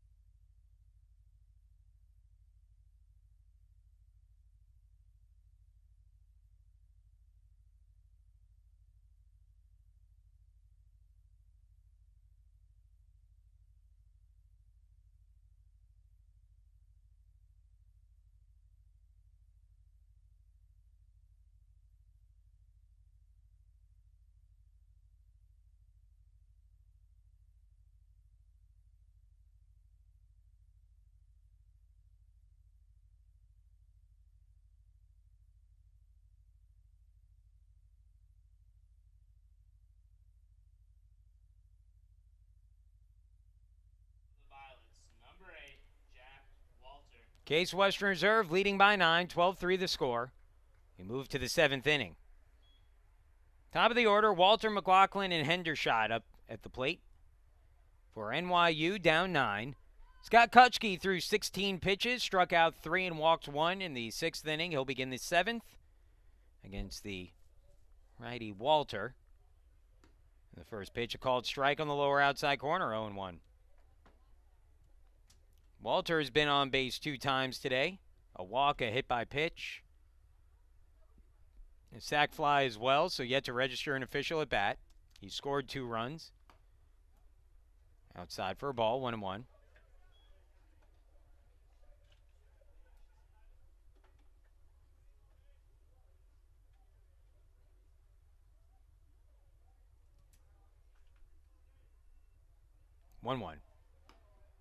Little outside, 2-1.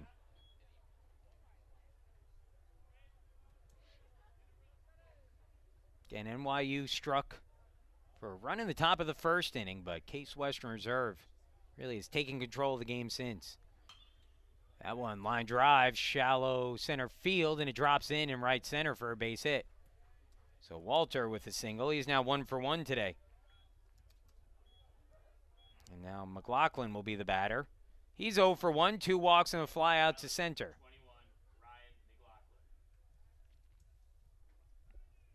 Well, Kutschke's been able to get his share of ground balls this season, and we'll see if he can turn one here. First pitch, good curveball for a called strike, 0-1. Backdoor curve to the righty.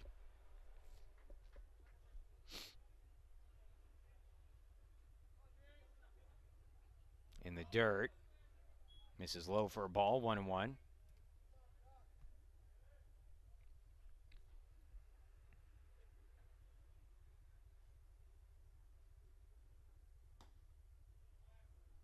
Outside, 2-1.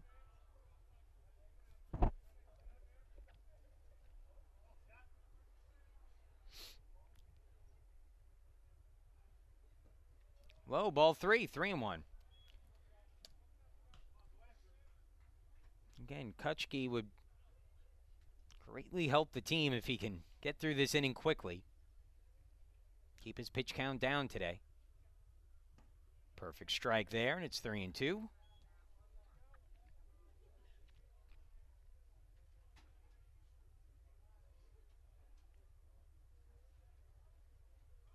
Runner goes, and the pitch is down and in, ball 4. So McLaughlin draws the walk, and some dangerous hitters here for NYU. Coleman Hendershot now coming to the plate, a .388 hitter on the year. Now batting number 34, Coleman Hendershot. Hendershot 2 for 3 in the game. Single in the 1st, double in the 5th. That drove in a run. It was the last run scored by NYU. Chance to do some damage here with 2 on and nobody out.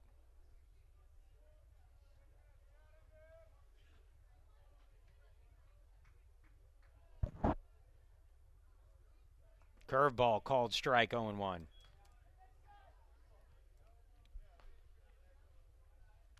Let's see if Kutschke can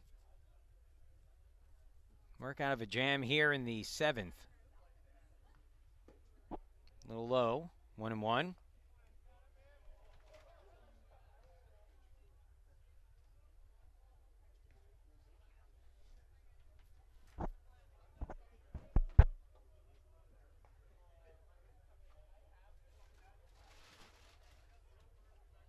Curveball, down and out, 2-1. Scott looked a lot sharper last inning. The bullpen will get up and moving. Looks like Mike Namowitz is up in the bullpen. Nick Callahan out to talk to Kutschke.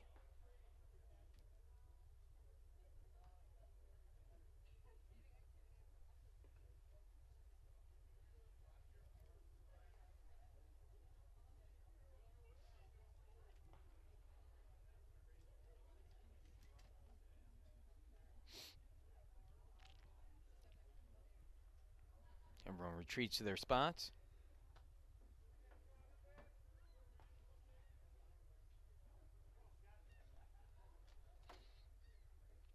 2-1 the count, nobody out. First and second, a single and a walk this inning for NYU have put 2 on.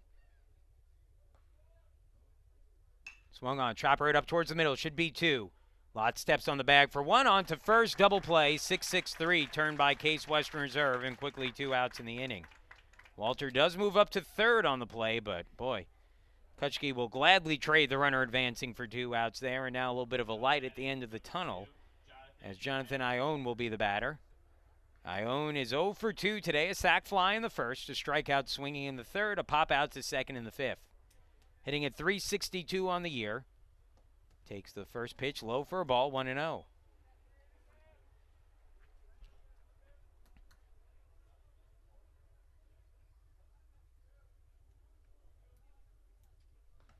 Up high, 2-0.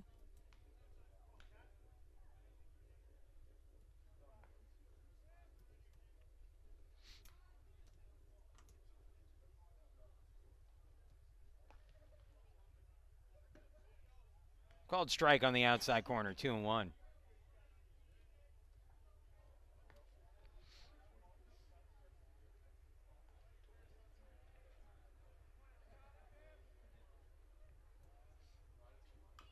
Chopper foul, and the count evens 2-2.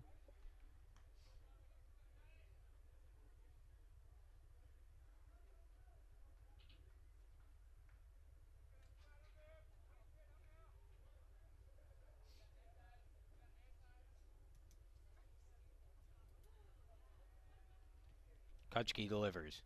Curveball swung on. Chopper hit towards short. Lott has it. It's throw to first on target. And that ends the inning. So after allowing the first 2 runners to reach, Kutschke gets a ground ball, double play, and a ground out. Runner left stranded for NYU. Bottom of the 7th inning coming up. Part of the order for Case Western Reserve. Capetillo, Pesto, and Whippazinski when we return.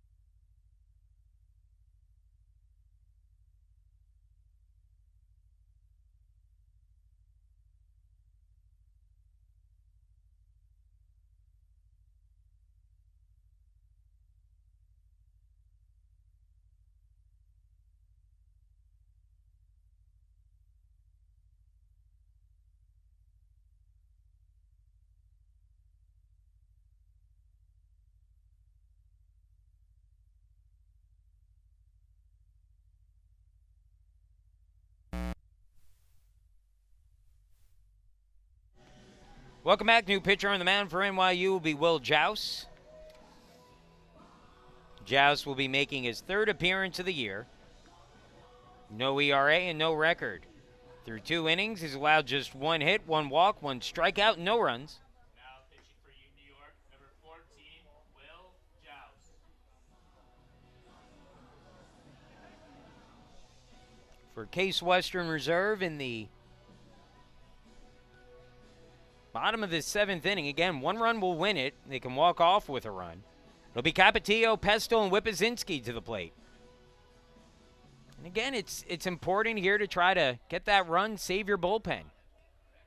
You know, maybe you can get an inning or 2 tomorrow out of Kutschke if you can get through this inning without having to use him again. Number 11, Alex Capetillo. It makes a big difference, especially in, you know, now tomorrow might be a rain-shortened day anyway. And we'll have to see when we get there. But certainly a run here would go a long way. Mike Namowitz continuing to throw in the bullpen for Case Western Reserve, so it looks like he may get the 8th inning if there is one. In the meantime, Capetillo at the plate, a .523 hitter. Swings and grounds that one over to short. And unable to handle it is the shortstop. That'll be an error.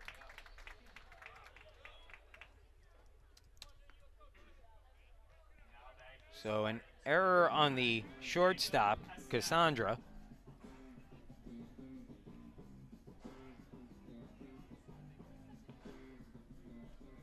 with one gone in the inning, or nobody out in the inning, the batter is Jacob Pestel. First error of the game for either team. That taken down low for a ball, 1-0.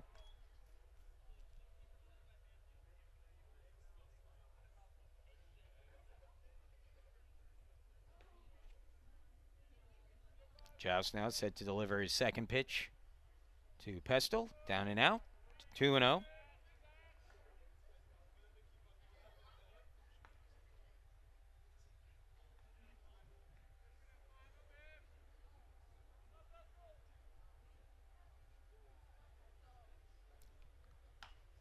Grounded softly to first. Hendershot thinks about second, but his only play is going to be at first base, where he takes it himself. For the out, Capetillo moves up a bag to second base, and with one out, a runner in scoring position. So Tyler Whippazinski now to the plate. Whip 1 for 2 in the game. He's been hit by 2 pitches. A bases-loaded triple in the third as well.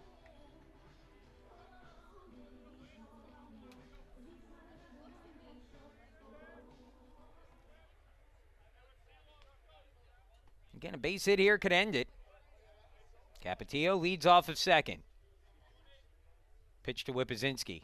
Swung on, grounded softly towards first. Capetillo will move up an extra bag as, once again, the first baseman takes it to the bag himself for the out. And now runner at third with 2 away. Nate Glasser will be the batter. Glasser hitting a .275 on the year.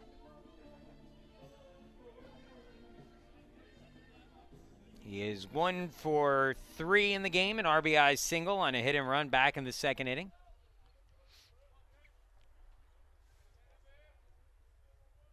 First pitch to Glasser. Swings and grounds it foul, 0-1.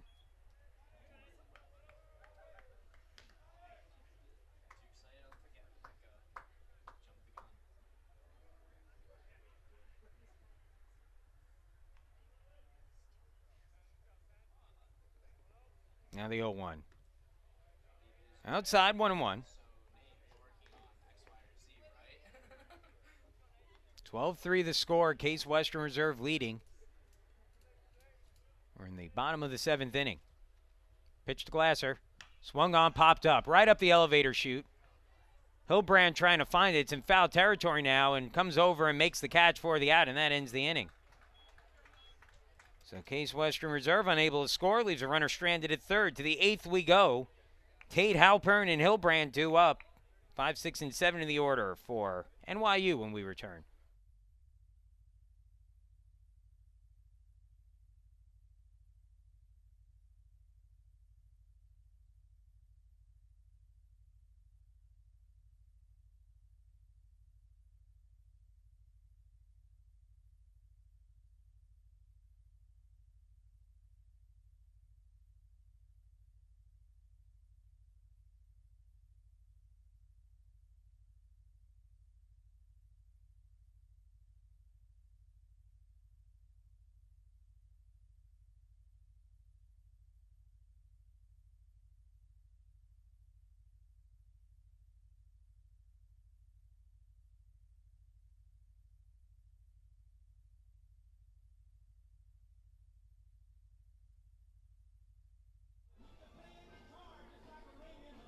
Well, welcome back once again. Mike Namowitz, the new pitcher for Case Western Reserve.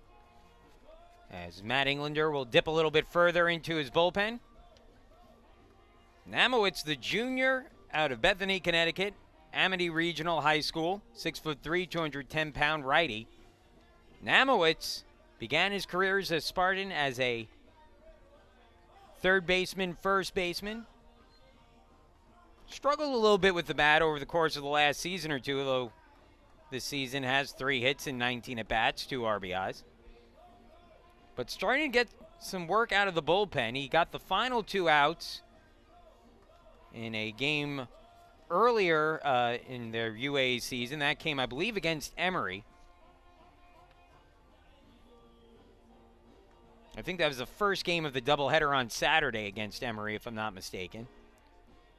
That was his only appearance. So 1 appearance for Namowitz this season, 2/3 of an inning. No hits, no walks, no strikeouts.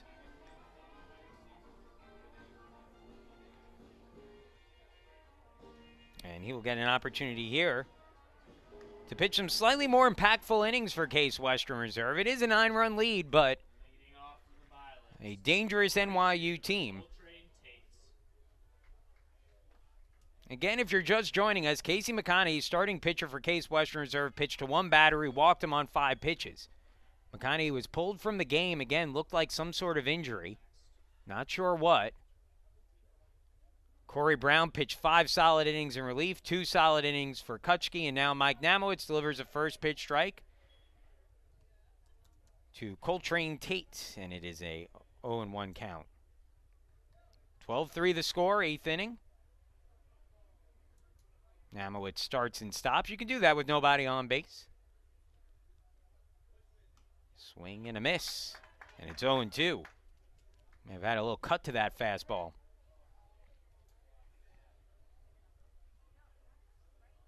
Brandon Stuckey sticks his head out of the dugout and positions the outfield as the curveball swing and a miss, strike 3. How about that? Mike Namowitz looking like a pitcher on the mound. Pretty good out there for the converted third baseman. So we'll get a pinch hitter here for NYU. And this will be number 16, Nick Lafredo. Takes a called strike, 0-1.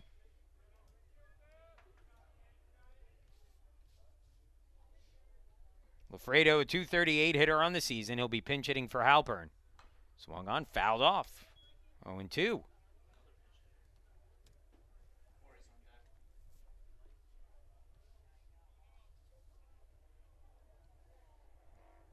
Austin Stenstead is out on deck for NYU.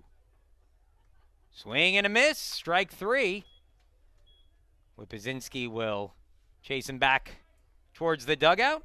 Mike Namowitz, a couple strikeouts. And we'll get another pinch hitter here. Austin Stenstead will be the pinch hitter, the freshman out of Alameda, California, Alameda High School. Will pinch hit for Hilbrandt behind the plate, who's had a long day back there. I assume he'll stay in the game and catch, as that's a called strike, 0-1. 7 pitches, 7 strikes for Mike Namowitz, who is looking for the immaculate inning. The 0-1. Well, that ruins that, as that's outside for a ball, 1-1. For those of you who don't know, the immaculate inning, that's when a pitcher throws 9 pitches all for strikes and gets 3 strikeouts.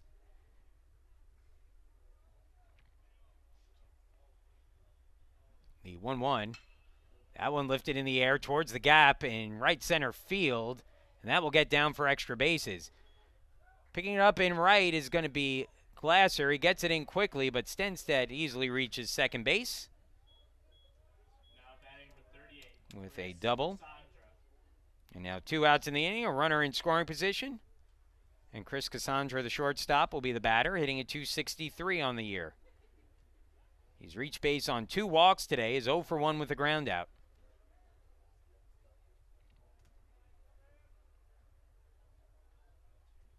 The pitch.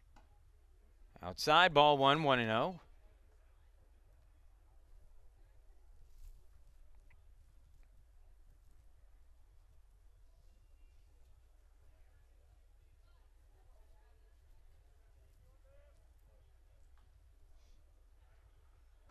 Inside, 1-1. A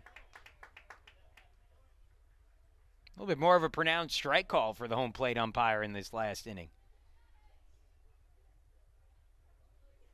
Gary Rasplowski really just whipping that arm out there today. 1-1. Fouled off, 1-2.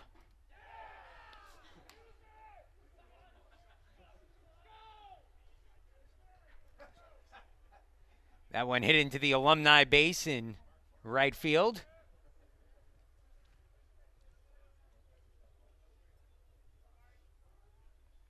The 1-2 from Namowitz. Curveball in the dirt, gets away. Whipzinski throws to third, and Kusha does all he can to keep it in the infield.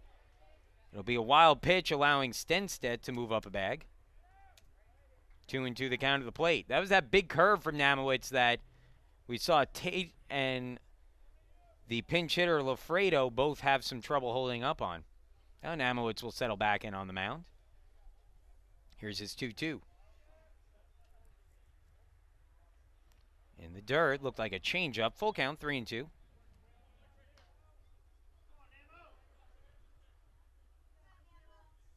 Three and two the count, 2 away.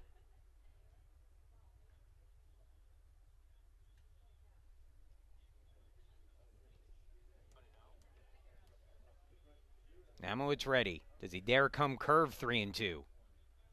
Swung on, foul tip back, and Whippazinski unable to hold on. It stays 3-2. So Cassandra able to stay alive.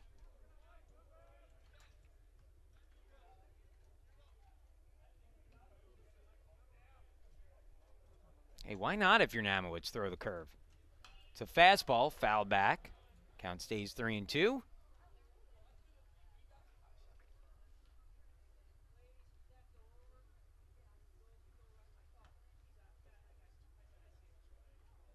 Three and two away. Outside, ball 4. So Cassandra wins the battle there. Back-to-back runners reach, a double for Stenstedt, a walk for Cassandra, and now 2 on. And it looks like we'll get a pinch hitter here, and this will be Ford Ladd who will pinch hit for Isaac Martinez. Ladd, who I think we expect to start one of the games here on the mound, will get a chance to hit. He's hitting at .400 on the year. 2 hits and 5 at-bats. Both of his hits singles. 1 RBI, takes a called strike, and it's 0-1. 12-3 the score, CWRU with the lead.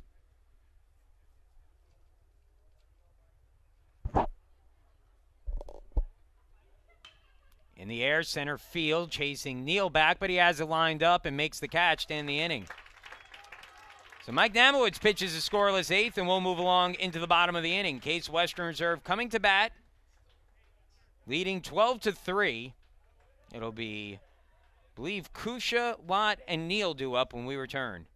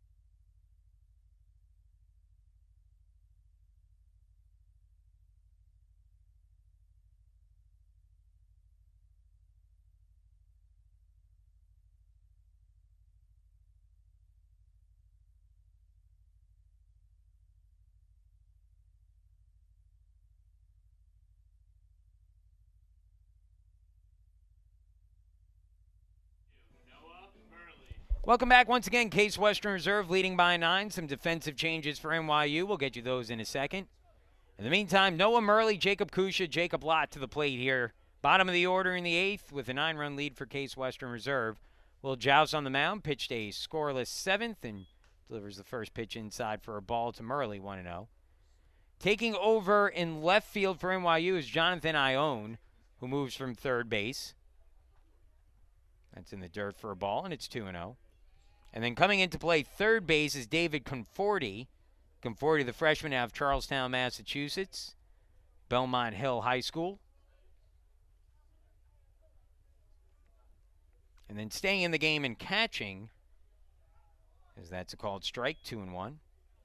Staying in the game and catching will be number 40, Austin Stenstead, who pinch hit for Scott Hilbrandt in the previous inning. It's a 2-1 count on Murley, who takes that on the inside corner for a strike, 2-2.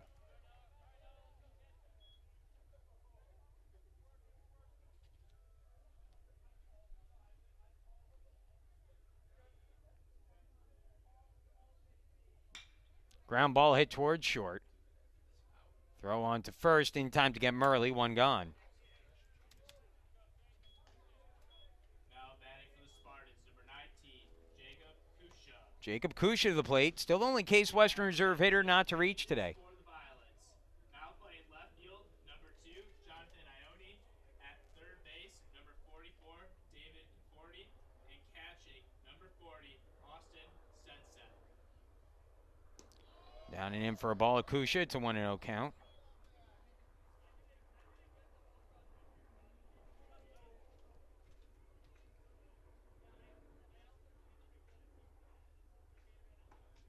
Called strike, 1-1. See if Kusha can end his day with a hit.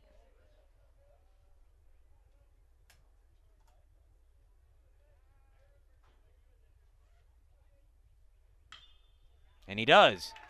Sent into left field, dropped in for a base hit, and Kusha with his first hit of the game. So now every Case Western Reserve batter today has reached at least once in the game. And the batter now will be, looks like a pinch hitter here, Danny Souza. Pinch hitting for the Spartans, number 9, Danny Souza. So Souza will pinch hit for Jacob Lott, who finishes his day 3 for 4.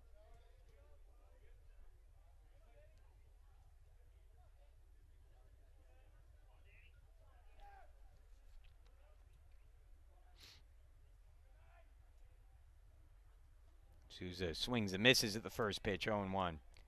Souza, in all likelihood, will stay in the game, play short next inning.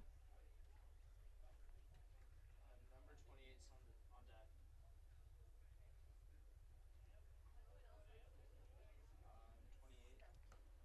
on deck. And that one looked like he fouled that one off, so it's 0-2 on Souza. I think that one went right off the nub of the bat.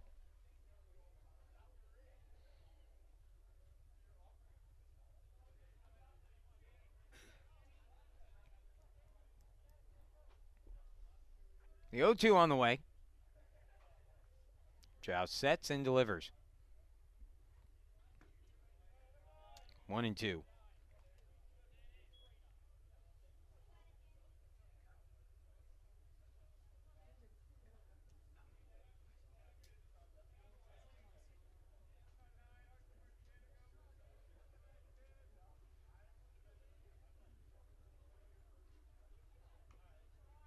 And fouled that one off again. That's twice now that Souza's checked his swing and sent it off the nub of the bat.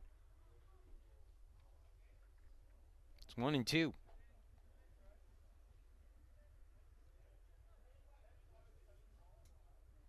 Here's the 1-2 pitch.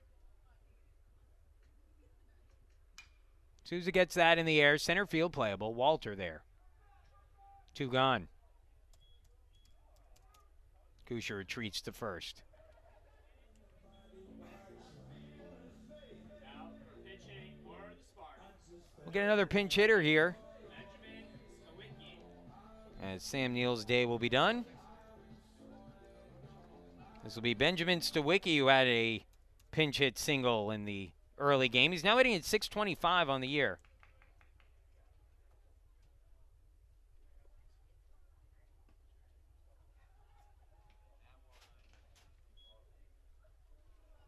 Want to know the count on Stawicki?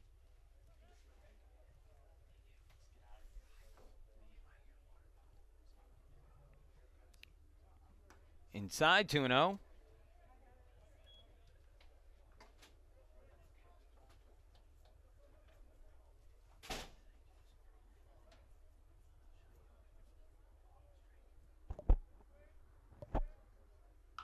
Line drive, foul ball.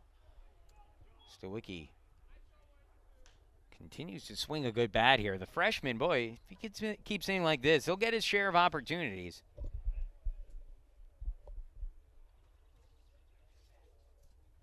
Stawicki on the year is now 5 for 8, including the hit in the early game. Swings and hits that in the air down the line and right, and that will tail foul and out of play. So Stawicki stretching the lines today.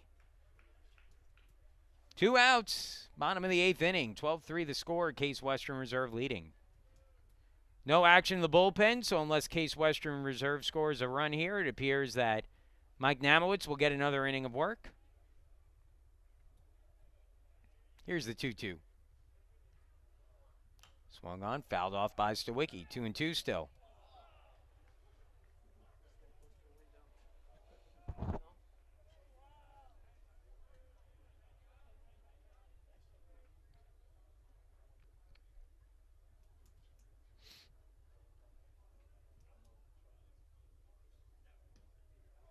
Down and in, full count, 3-2.